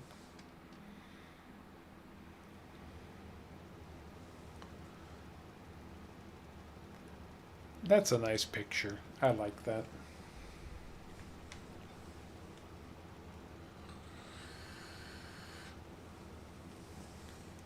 I like that so much. I think it deserves a screenshot.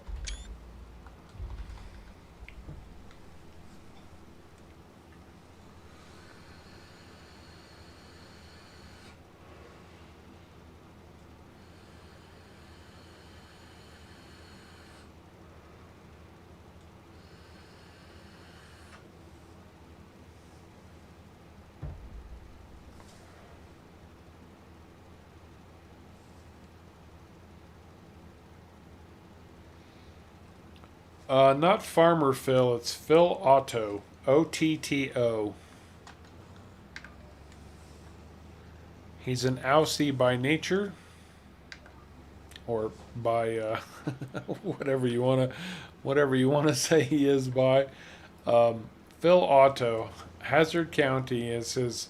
He does racing videos. He does a lot of racing videos, but he's got a really good time lapse series on Hazard County.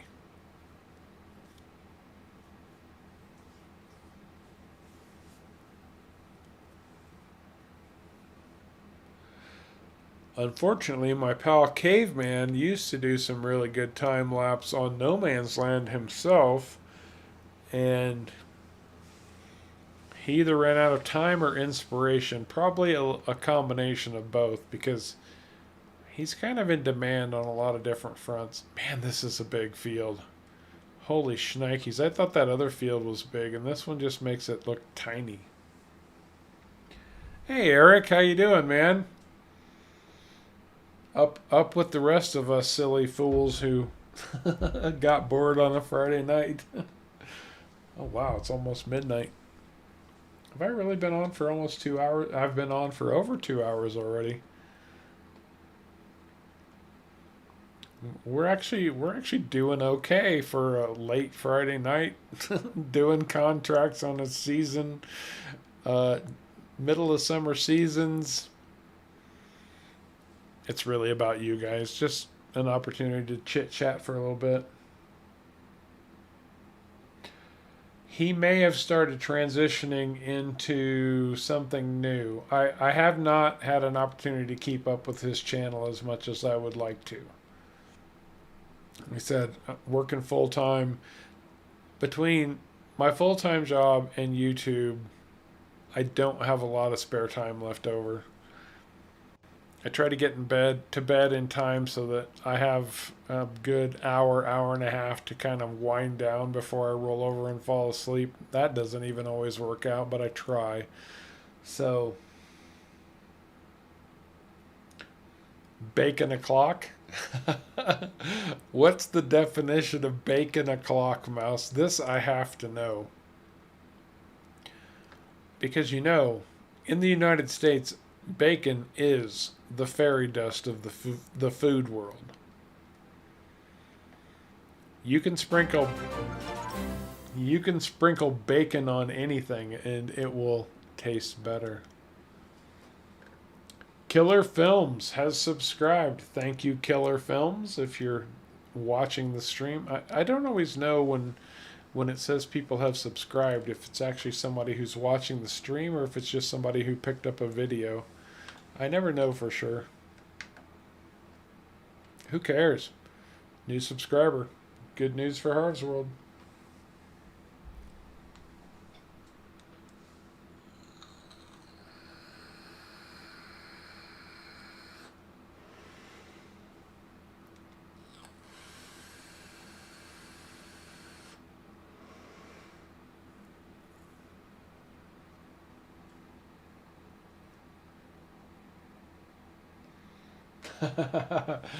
Drinking might start after 5 o'clock, but it's always bacon hour. Oh, Mouse. I wish I was coming to your place this morning. And you know the rule about drinking. It's 5 o'clock somewhere.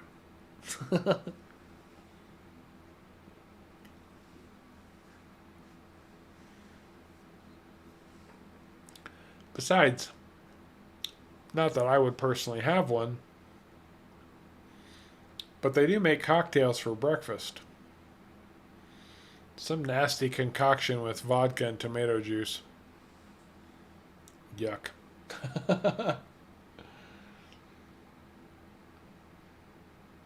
A full English breakfast. So does that include the baked beans and the black pudding and like a complete fry up? Is that where we go with that? Is that just a fry up?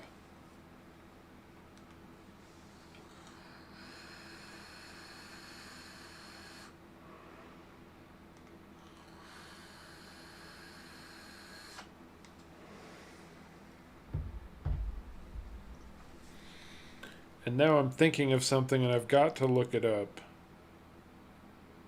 Was that in Kindle?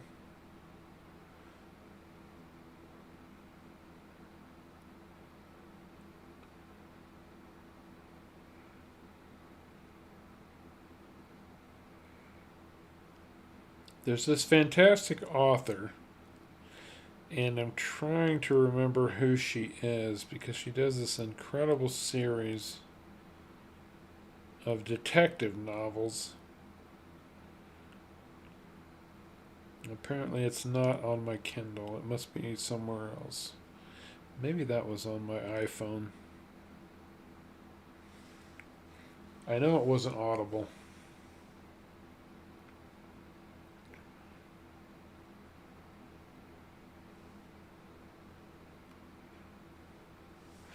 Yeah, I'll find it in a second.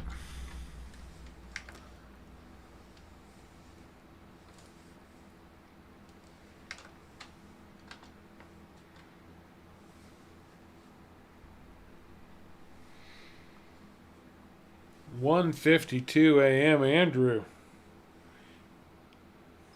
Time to go to bed, my man." That's midnight here. What am I talking about? No, that's not what I want.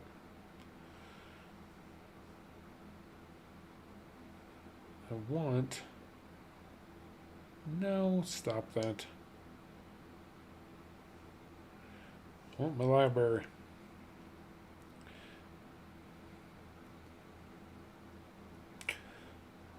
So her name is Tana French, and she does a whole series of detective novels based on the. It's called the Dublin Murder Squad. Tana French and the Dublin Murder Squad. Fantastic book. She's an incredible author.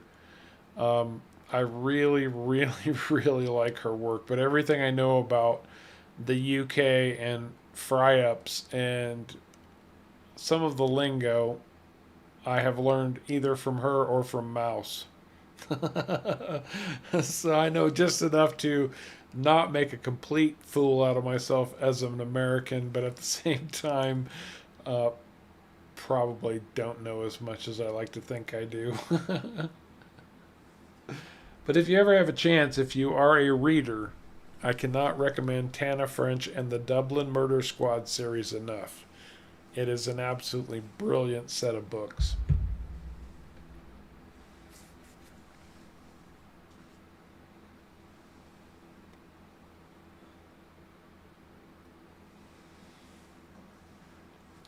Oh, I hear you, Andrew. Absolutely.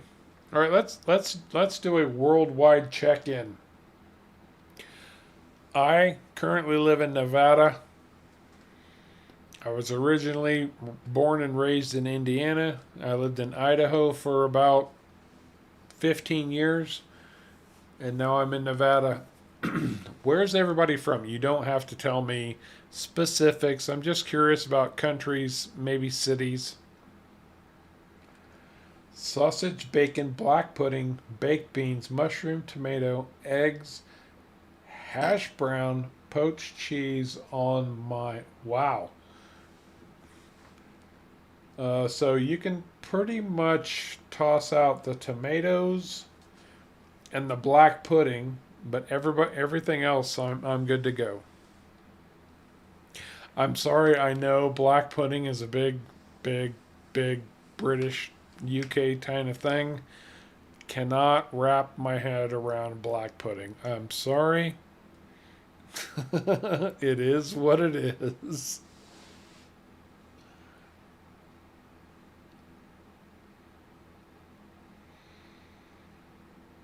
Oh, Tris is near Seattle. Outstanding. I have or had, he's no longer with us, had an uncle who lived in Everett, Washington, just north of Seattle, for several decades. And yes, Nevada. Mouse is in North Manchester, UK. Outstanding. That's something else they don't tell you when you become a YouTuber is all of a sudden you're talking to people around the world. Like there's a whole list of countries, like 50 countries, and they'll tell you exactly how many people have watched your video, and the the number of countries is amazing. I mean, of course, I'm an English speaker, so the tops of my countries are going to be English speaking countries, but still I hit like, 40 different countries, and then I'm like, OMFG. People in 40 countries have heard of Harv and Harv's World.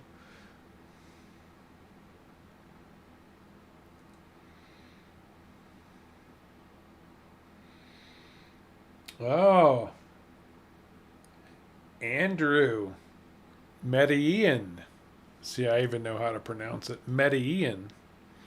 We know who was famous for Medellin. Oh, yeah. Mm-hmm.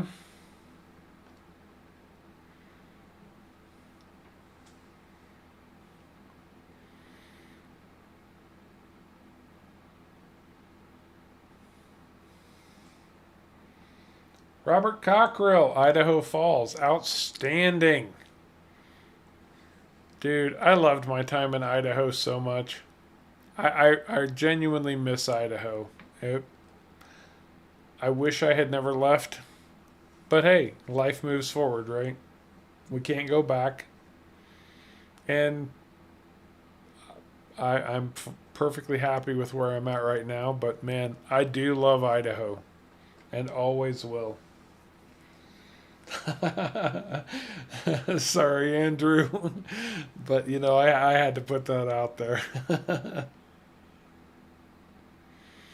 If you guys don't know who's famous for Medellin, Colombia, you need to go do some research. Because if you don't know, you will have heard of them once you find out who I'm talking about.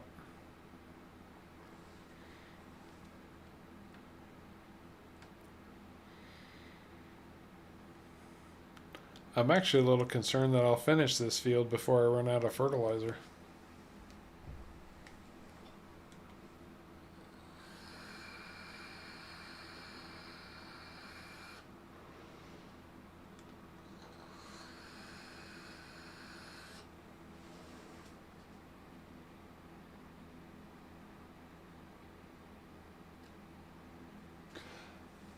Oh, that I actually just saw. So Mayflower is a moving company, and every once in a while they'll put out a report on who or where they're moving the most people to. Not Idaho Falls, but Idaho in general, and Boise specifically, is one of the top 5 cities people are moving to. Well, I do have my spray rate set down a little bit. It's at 200 liters per hectare. Normally it runs 300 liters per hectare, so I'm not going super light, but I am going a little bit light. And that was before I took this contract. That's been set that way the whole time. So it is what it is.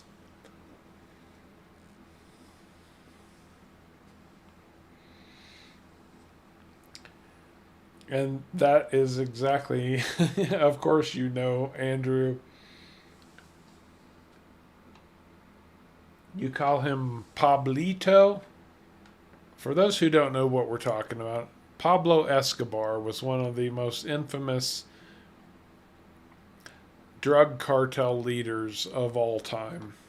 And he was specifically entrenched in Medellin, Colombia. In fact, even though, okay, and I don't need the Colombian cartel coming after me or anything, so I'm not going to talk bad about this guy because he obviously had some serious freaking connections. But he actually was very, very generous and magnanimous to the communities around Medellin.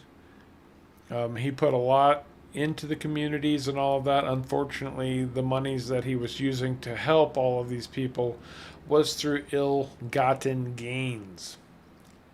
Enough said about that particular topic, but Our Andrew here hails from the same neck of the woods as Mr. Escobar did.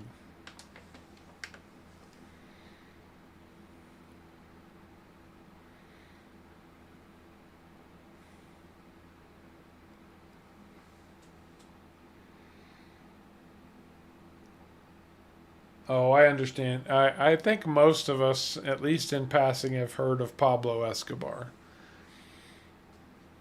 He is extremely famous, if not extremely infamous. Man, it doesn't that make for a pretty picture right there? You got the red, you got the green, you got the mountains in the background. That looks like another screenshot to me.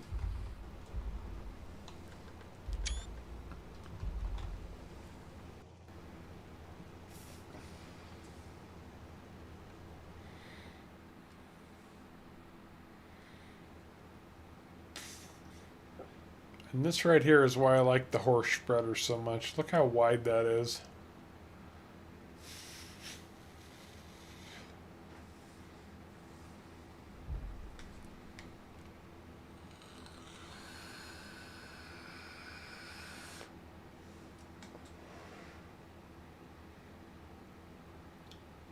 Oh, I hope you've got something good in the crock pot, Tris.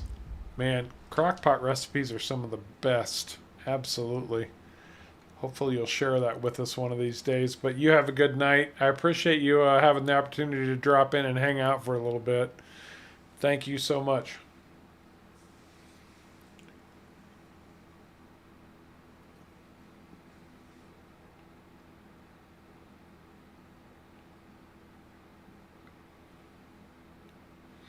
Man, everybody's talking about cooking. Mouse is doing his full English breakfast. Tris is going to put the crock pot on.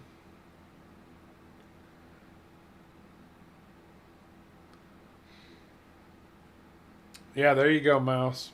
Pablo Escobar controlled 50% of the U.S. cocaine market. Yeah, he had billions upon billions of dollars.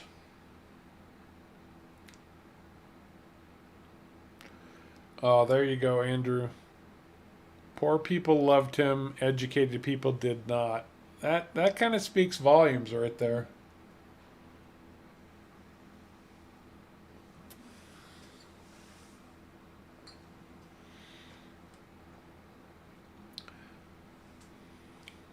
All right, Andrew, I will take your word for the fact that the cartels don't exist anymore, but something tells me that you're pulling my leg, and that's what they want you to believe. No, it's all the Mexicans now, right? It's not the Colombians anymore. It's all Mexican drug cartels. Uh-huh. Pull the other one. Man, are we ever going to get done? I took some really long contracts, but man, how can you turn down 148 grand? We're only halfway through, and we've used more than half our fertilizer. All right, well, we're in this stretch of the of fertilizing. Hopefully, I'll be back in time. I gotta run to the fridge one more time. I'll be back.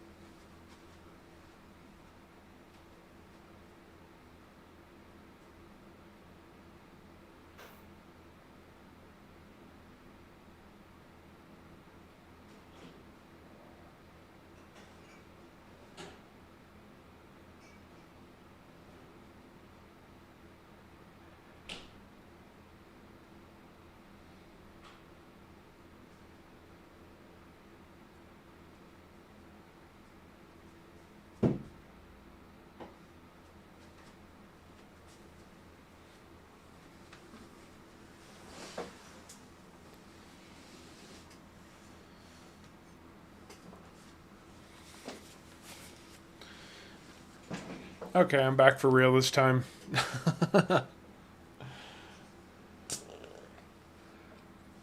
Well, I'm glad you're feeling chatty, Andrew, because everybody else is kind of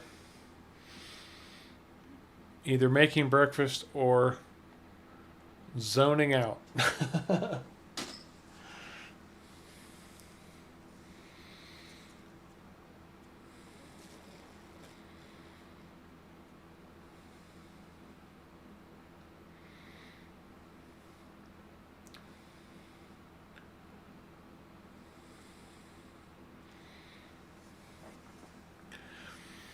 You would know far better than I would, Andrew, about the whole cartel situation. We just in the States we still hear a lot about the Mexican drug cartels, so it is what it is. We're all silly Americans. Oh, absolutely, Robert. I know most people fire up their game and play and put something on in the background. If it's not music, it's probably a video or a stream.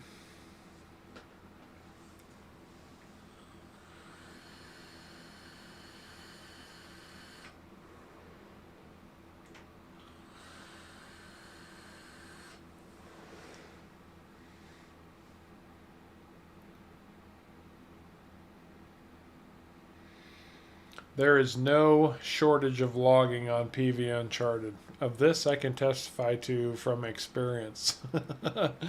um,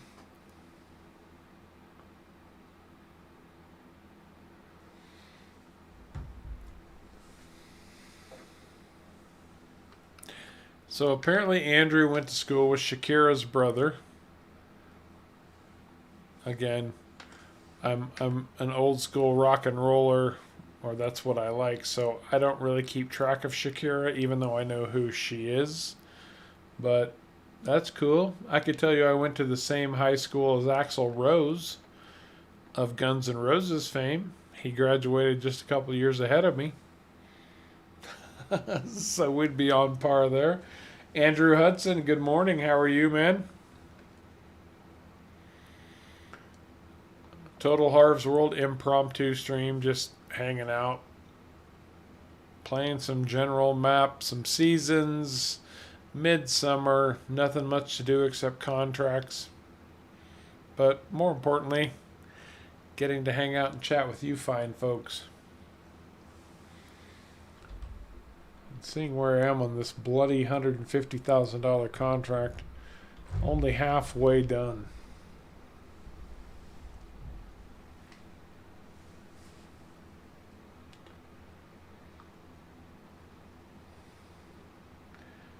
Barranquilla. Very interesting.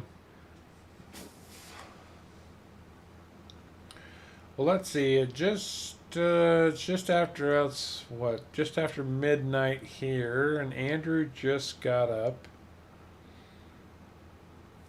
That means he's probably somewhere. Probably in the UK. That would be my guess. But hey. Things are good.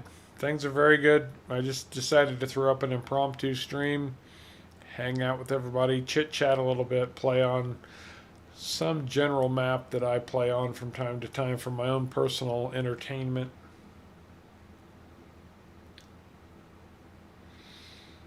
Outstanding, Robert. You are in very good company. I every stream that I do, I almost always hear from somebody who's new to the game and has been watching my series, and I love hearing that, man. If you ever have questions, do not hesitate to ask. If I can't help you, somebody from the community can, and most of them started the exact same way you are right now.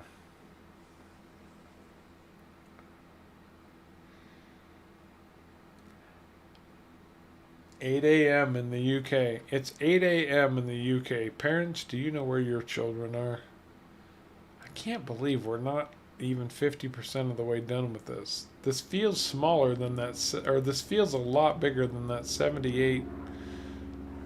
Wait, am I thinking of something else? Maybe I'm thinking of something else. Hey, Killer Films, how are you, man? appreciate the new subscription. I saw that come through. Thank you so much for that.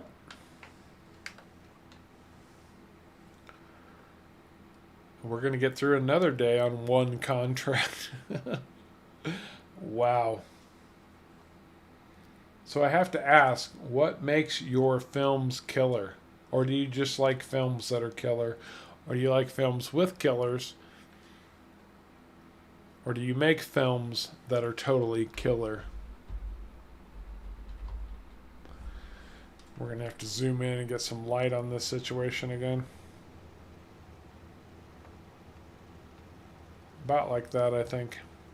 Yeah, that works.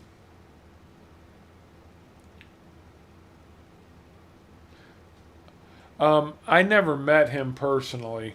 He's from my hometown. Two of the guys from Guns N' Roses, Axl Rose and Izzy Stradlin, and they both had homes in my hometown after they became famous. I never knew where Axl lived, but I knew where Izzy lived. But they both graduated from the same high school that I did. You somehow killed somebody's video that was live. Hopefully, that's not mine. But I'm glad you're with us right now. Ice Slayer, how are you doing, man? It's late. Parents, do you know where your banquet is?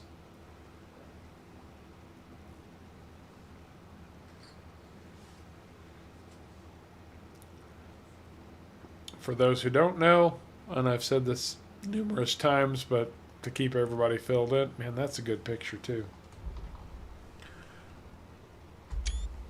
That sunset going on in the background. Just decided to, I got bored, decided to throw up an impromptu stream.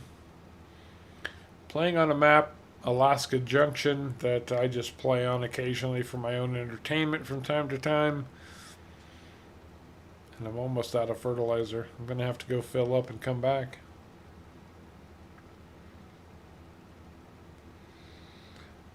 Oh, do we want to go there, Andrew?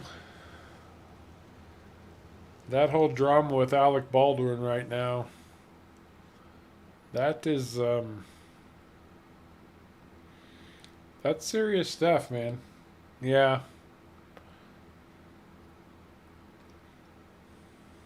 Yeah, it is very, very sad.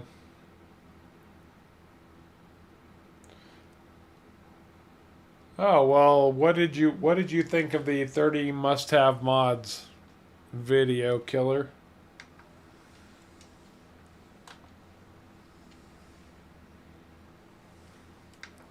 They're 30 mods that I must have. That doesn't mean that you do, but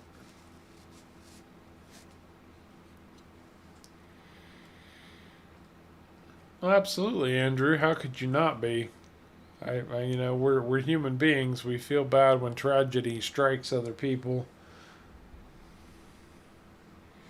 But of course, we're talking about someone famous who has a reputation for being a judgmental big mouth. And so he's really, really been raked over the coals in the media.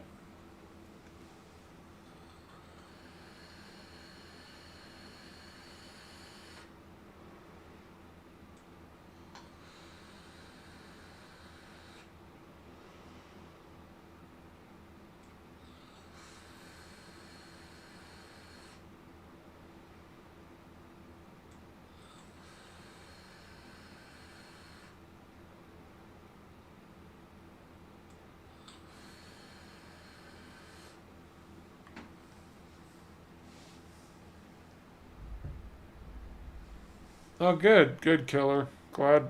Hopefully, it helped you out a little bit, pointed out some things you weren't aware of, or gave you some ideas about other mods you could use. When I make a video like that, that's for me. That's mods that I can't live without. That doesn't mean they're right for everybody.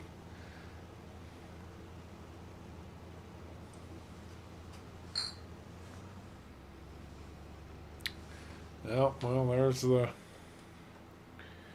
there's the end of my fertilizer. Mr. Swede. There he is. How you doing, man?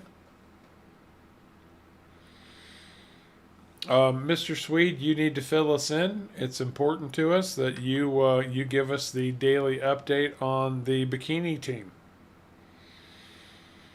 Mr. Swede, if you didn't know, is the personal representative of the Swedish bikini team, and he gives us regular updates on their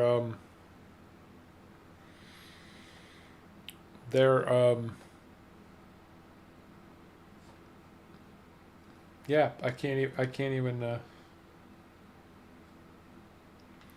can't even find the words for it.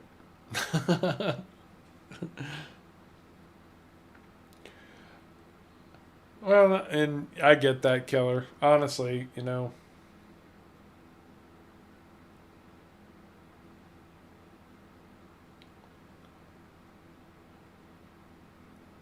realism in farm sim is different for everybody. Some people want extreme realism in their farm sim experience, other people not so much. I try to find a balance between the two. I want some realism, but I don't need every fart and wrinkle to be perfectly realistic.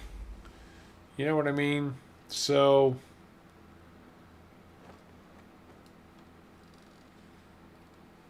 was this the one? Far from puking? That is the one. Oh, I found it. It is Dunger. Mouse was right. Dunger. Well, that was $8,000 down the drain for more fertilizer. Well, no, I'm making 150,000 on this contract. What am I complaining about? $8,000 to buy a little fertilizer. Duh, Harv, duh. Hey, Sealish, how are you doing? I had a feeling I should do some late night streams occasionally just because there are people who don't normally get to join us that are joining us, which is fan-frickin-tastic.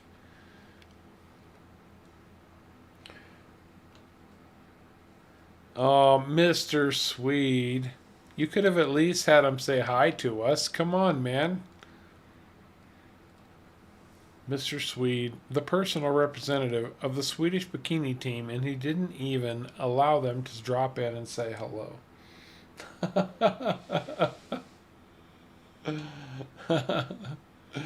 Let me catch up.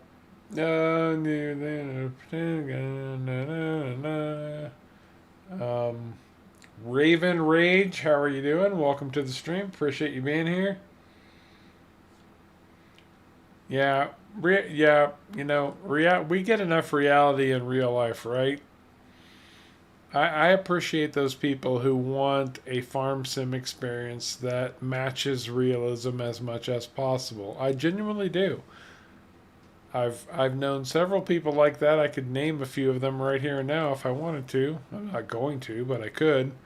The point is, it's your game, play it your way. That's one of Harv's mottos. It's your game, play it your way. I've got to figure out where I stopped here. Let's take a look and see if we can't sort this out. There it is. Past it. Okay, I know where I'm at, sort of. Oh, well, as long as Inga said hi, then I guess I'm okay. If Inga says hi, then we must be in a very good place.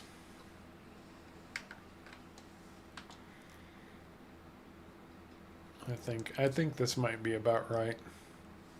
Good Lord. These days aren't long enough to do big contracts like this. Oh, look at that. Nailed it.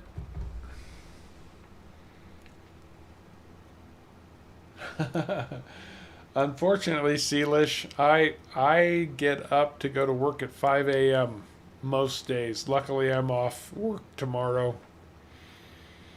So that is not an issue, but most nights it is.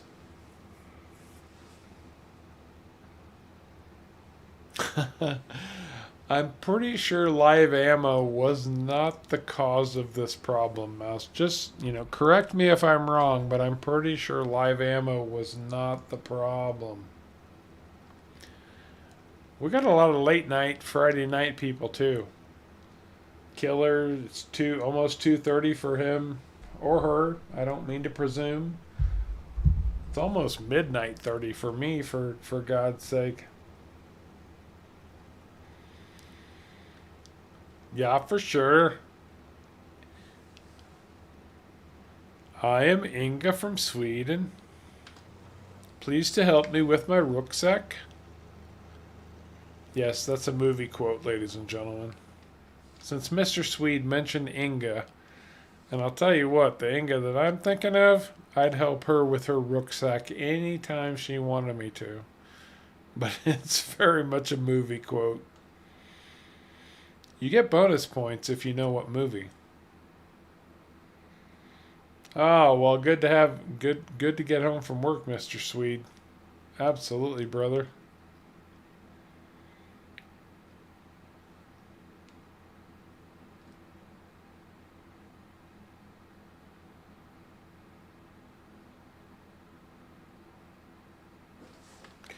Yeah, what Mouse said. If you play with seasons, there is winter. And it kind of depends on the map that you play too.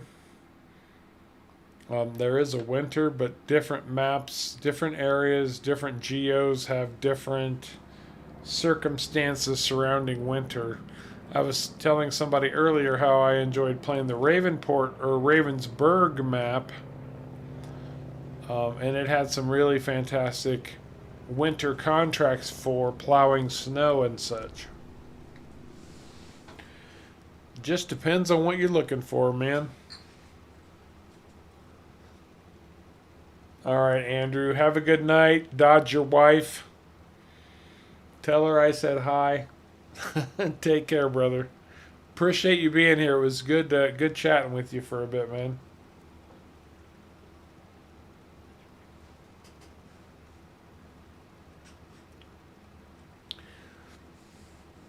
I have to tell you, Mr. Swede, and I say this in the most respectful way a human being can, but I don't know what Scandinavia puts in their water, but you guys have some of the most attractive females on the planet. I don't know what you're doing over there. Whatever it is, keep doing it because it's working, man. It's working. I'm just saying. Respectfully. Man, we have a combination of late night crew coupled with the early morning or the relative morning crew of the UK coming in. This is a pretty cool stream, actually. I should do this more often. Maybe I need a late night Friday stream.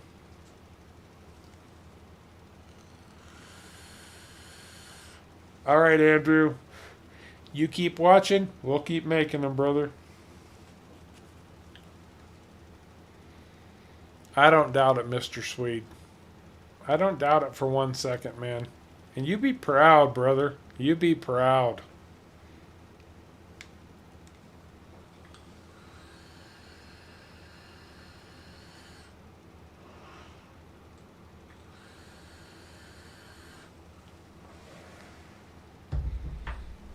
I will put her up against my wife any day. My wife is about 5 inches tall and weighs 12 fluid ounces. If that tells you anything. Jonathan, buddy. Dude, I haven't seen you in quite some time, man. I really appreciate you dropping in. How's Texas this morning, my man? Oh, outstanding, dude. Oops, wrong button. There we go. Come on. Wrong pedal. Oh, because I accidentally hit a helper button. Oops.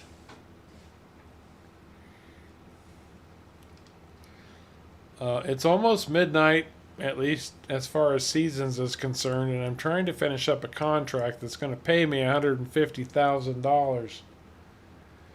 Yeah, you can. If you look at the top of my screen, you can see the season's information. So I've got temperature and ground temperature. It tells me it's day 3 of midsummer right now, and then the standard game information, time. So I'm just about to transition into day 4 of summer.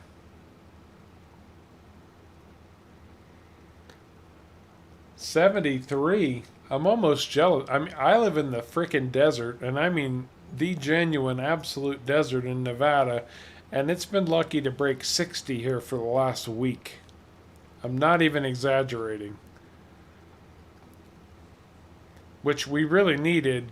We needed more humidity and less temperature to start bringing down the forest fires, which is working, by the way. The forest fires are receding.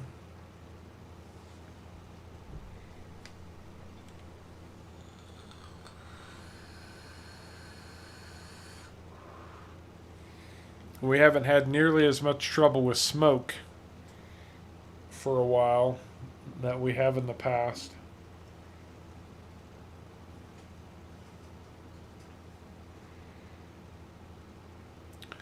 Well, it's 6 day seasons, Jonathan. So personally, for my play style, I find 6 day seasons at 15 times speed just about right. But on this map, the contracts are so massive that they really start running from one day to the next when you hit that 15 times speed wall. I mean, I did a massive cultivating contract first.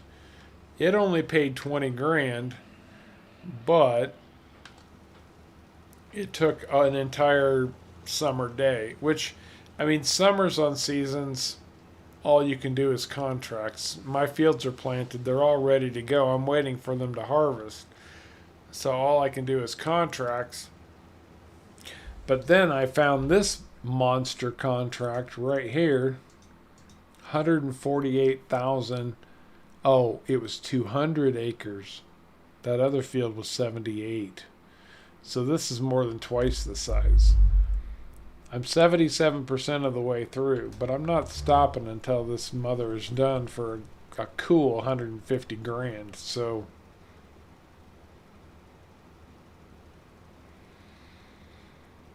seasons isn't for everybody. It really changes up every aspect of your gameplay. It's not for everybody, and I would never tell everybody to play it. But if you want something new, if you're getting bored with what's going on with FS, you want to kind of experience something completely different, it's totally worth looking into.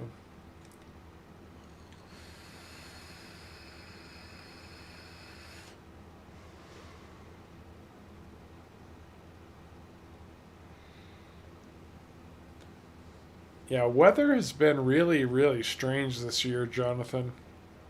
I mean, you guys are going to be pushing 90 for most of the week. That's almost.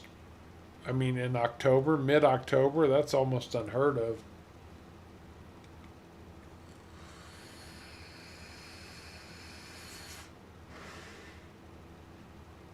Yeah, Killer jumped on 23 additional mods. Very cool, man.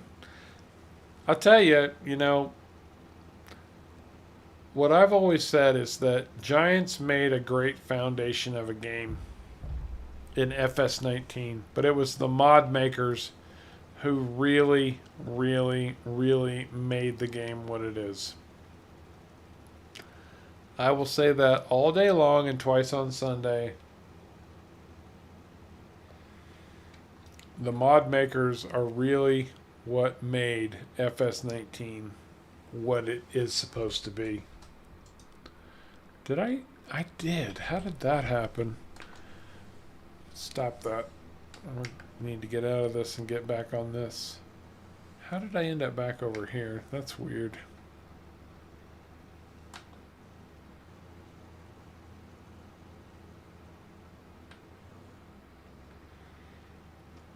Very weird. Okay, so Raven uninstalled Precision Farming today. Just like any mod, not everything is for everybody. Now, I will tell you that Precision Farmer becomes much easier if you stop doing soil samples and start doing soil scanning. There's a couple mods on ModHub now. I want to say one of them is a Claas, Claas, and the other is a Lizard brand soil scanner. It makes precision farming so much easier. But yeah, Giants made a great foundation of a game, but it's the mod makers who gave that game heart and soul. I mean, just think of it this way. Giants has provided in 3 years 4 maps. 4. The mod makers have produced hundreds of maps for FS19, and those maps encompass so many, and I realize a lot of this is just for PC players, but those mods encompass so many additions to FS19 that Giants can't even compete.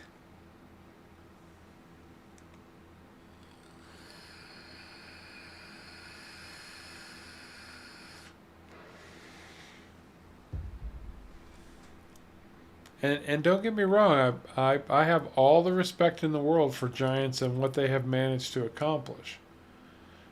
But the smartest thing they ever did was open their game up to the mod makers, because, man, the mod makers really give this game the heart and soul that it deserves. End of discussion. No question to ask. It's I mean, like, just, something relatively minor, but something that really is a game-changing mod. I'm using GPS right now. You guys know it's what these lines are around my tractor. It allows me to run perfectly straight lines up and down my field. It's a very simple thing. It took a modder to incorporate it into FS19. Giants didn't do it. So the modders bring so much depth, creativity, and functionality to the game. It cannot be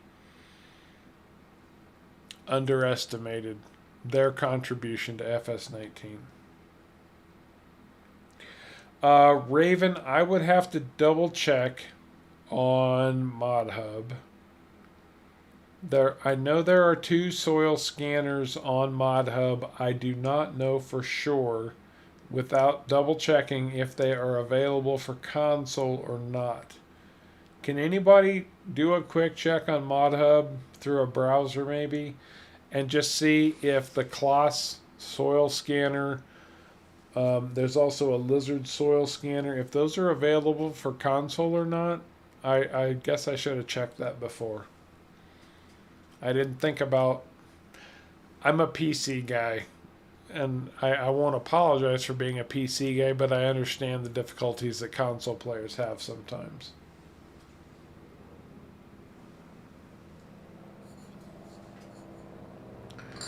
Oh, absolutely, Jonathan. Absolutely. And, factories, global company, Courseplay, Auto Drive, Follow Me. So many mods that, Courseplay, Auto Drive, and Follow Me. Those are 3 mods that I consider. There are people who consider those cheats. I don't consider them cheats. As long as you have worker pay turned on, they're not cheats. If you're not paying your workers, then they are a bit of a cheat. And I totally understand where people think they are cheats.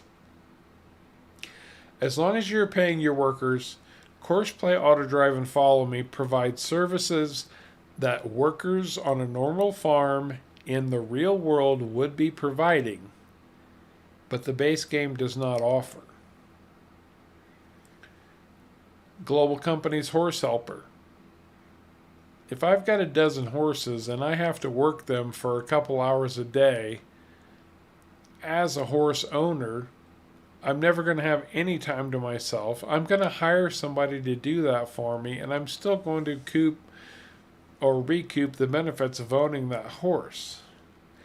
So, you know, anything that enhances helpers in FS20 or FS19 is a big deal.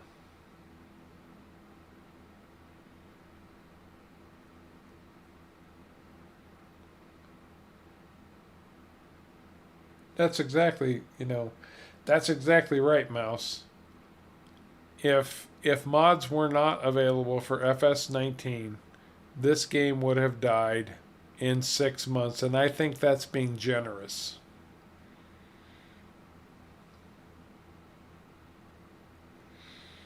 I think that's being very generous. I think most people would have gotten bored within 2 to 4 months and moved on to somewhere else. The modders kept things interesting.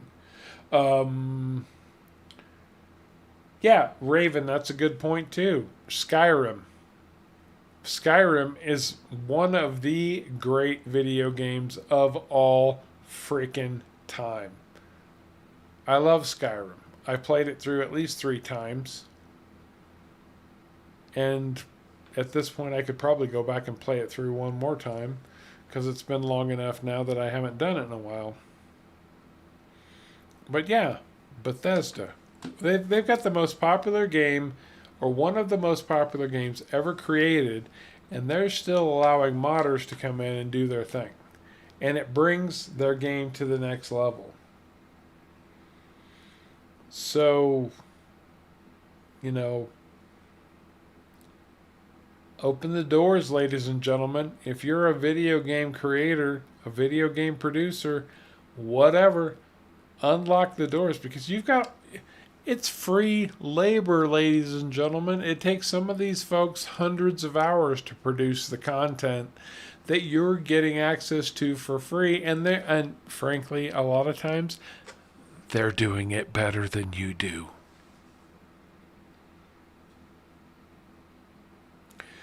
So, yeah. Jonathan, that's a really good one, actually. The chicken add-on. So that you can transport chickens.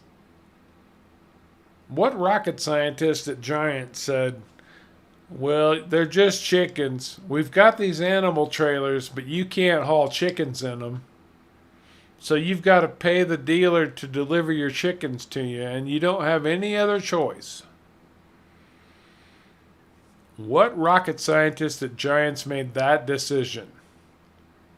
And now I'm starting to soapbox a little bit because Jonathan brought up a great point. Why could I not put chickens in an animal trailer in the base game? Why? Oh, there's no real reason why. Just because. A modder fixed that problem. So now we can transport chickens, but you've got to install a mod to do it. So, yeah, I mean, you guys know where I'm coming from at this point. You understand. You all get it.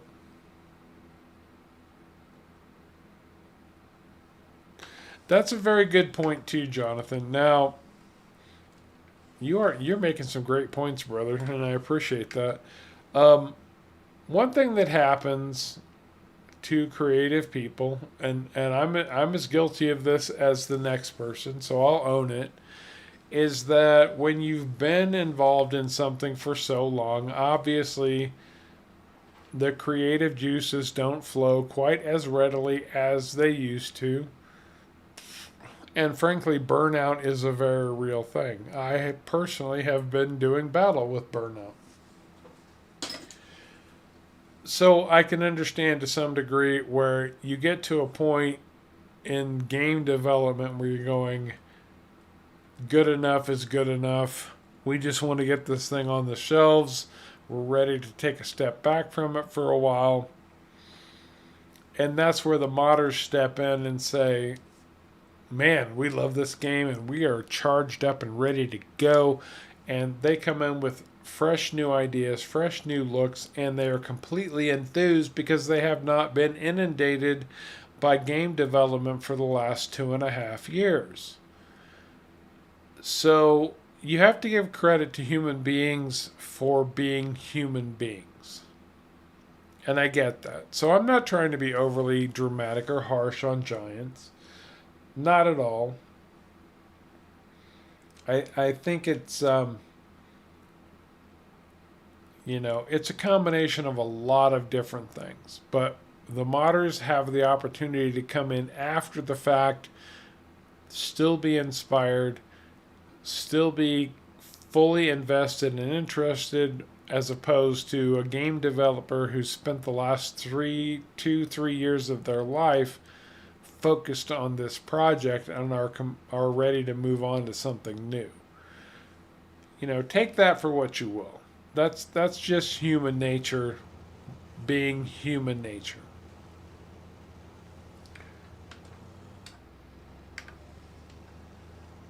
And yep, everybody loves the mod. I mean, everybody does love the modders. You can't fault them for that. Raven, more about money. Get the game published as cheap as you can. Fix and improve on the fly. Well, that's very much the Microsoft standard, right? I mean, Microsoft started throwing out new versions of Windows, and they're the ones who really started the whole let the buyer be the beta tester thing. And every other company said, oh, the buyer, they're going to buy it anyway. Just let them beta test it. Why do we have to waste time beta testing when people will report these problems and we can fix them after the fact anyway? So there's very much a model out there for what I call Microsoft version beta testing, and it applies to video games just like anything else.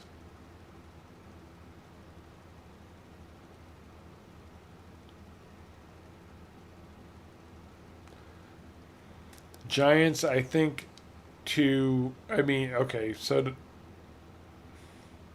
I don't know their position. I'm not in their position. I do know that Giants very much depends on licensing from name brands such as John Deere, like this tractor I'm in, to financially boost their company in the process of providing the Farm Sim series. Sometimes I feel like, as an outsider looking in, that they get a little bit too focused on the contracts they're required to fulfill for companies like John Deere. And they don't focus as much on the gameplay aspect of it. One example of that might be the John Deere Cotton DLC that came out in FS19. Or another better example, I think, is the Rotney Forestry Pack that came out as a DLC for FS19. We didn't need the Rotney pack. We had plenty of forestry equipment. It'd been in development for 2 years, 2.5 years, and the modders had covered all the bases. We didn't really need that. It was just Giants taking the money from Rotney to create more equipment in the game. I get that. This is business. I mean, okay, it's a game to us. It's our entertainment. It's their business. They need to make money to provide us with a quality product. I understand that. But there has to be a balance between the two. Just because John Deere is one of those big names, and I have no fault with John Deere doing what they need to do to progress their business, But just because John Deere offers you $1 million doesn't mean you have to take the $1 million and screw over everybody else. So finding a balance, I'm sure, is very difficult for Giants in providing quality equipment models while at the same time producing exceptional gameplay opportunities. Wow, did that sound political? Man, I feel like I could be an ambassador right now. Okay, catching back up with chat again. Okay, there hasn't been that much chat going on, but still. Yeah, Jonathan, you're right. I mean, fresh minds always come up with fresh ideas. We like, and it helps a lot. Raven, Gearbox, and Borderlands, same deal. Yeah, absolutely. Borderlands was a great game series too, or is still.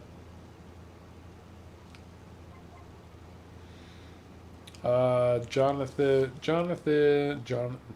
I'm sorry, Jonathan is working or enjoying a game called Ostriv. He's mentioned that to me before, and I have yet to have a chance to check it out. I say that about everything these days. I have yet to have a chance to check it out. Yeah, that's because I've got no time. Literally, like, I'm sitting here going, yeah, I'll check that out someday.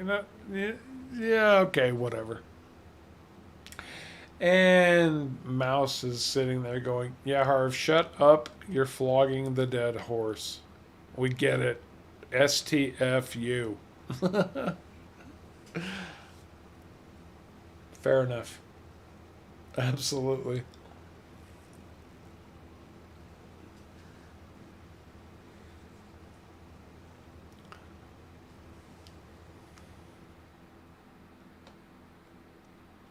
Surely we have got to be getting close to the end of this contract. 97%, for the love of God and all that is holy.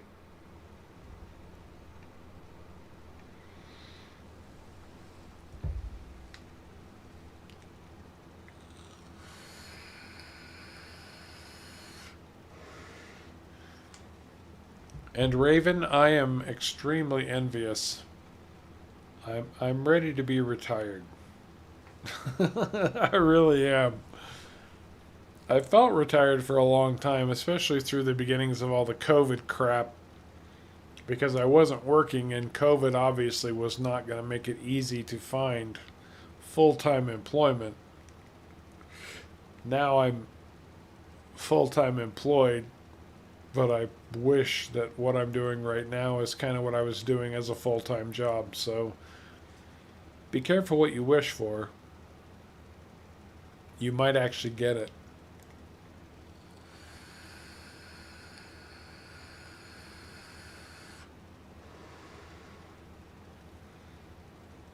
Okay, I understand, Jonathan.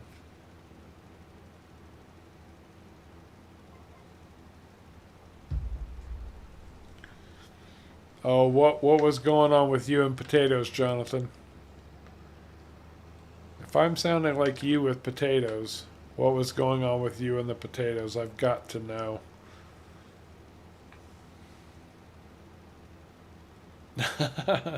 Harv is now the man. That could be taken a couple different ways. Like, Harv, you the man. Or, we've got to stick it to the man, and the man is Harv. Oh, for the love of God, we're finally done with this. But it's 148 grand, and I will take it. Where is field 4? Somewhere. Oh, it's right next to my farm. Derv.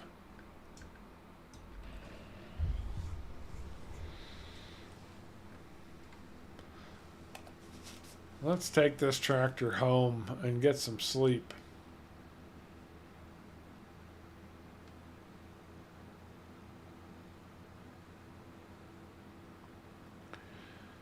Well, I don't think anybody will argue with you on that particular fact, Killer. I think each and every one of us is sick to death of COVID in general. And I wish somebody would do something to get a handle on it. And the problem is I'm not sure we can Oh well, we're not going to get political. We're not. I'm just not going to do it. Um, and God knows, I don't want to get canceled. I don't want to say something that would get me canceled by the. Ooh, that was close. Wow. I didn't realize how close I was to being clobbered by a train there. You know, you can't say anything anymore that's not positive and uplifting without somebody trying to smash that cancel button. Simulator. If I'm the leader, watch out for the farts. That's what I've got to say. Because I'll tell you what, I eat a lot of refried beans and they be stinky.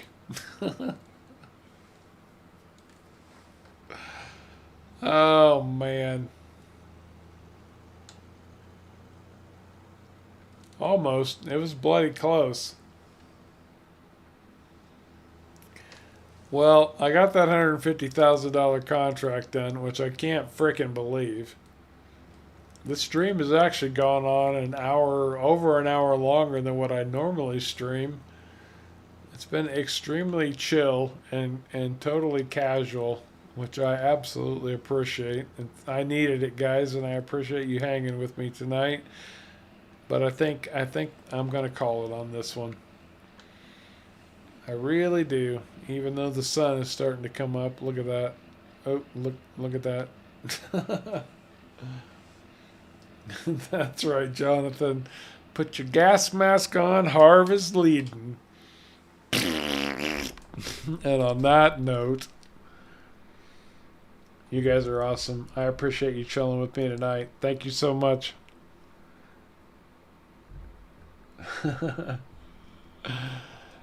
Anyway, just a little bit of fun on Alaska Junction. As always, I very much appreciate you all coming along for the ride. We'll be back on Sunday with the whole crew. Until next time, you all take care.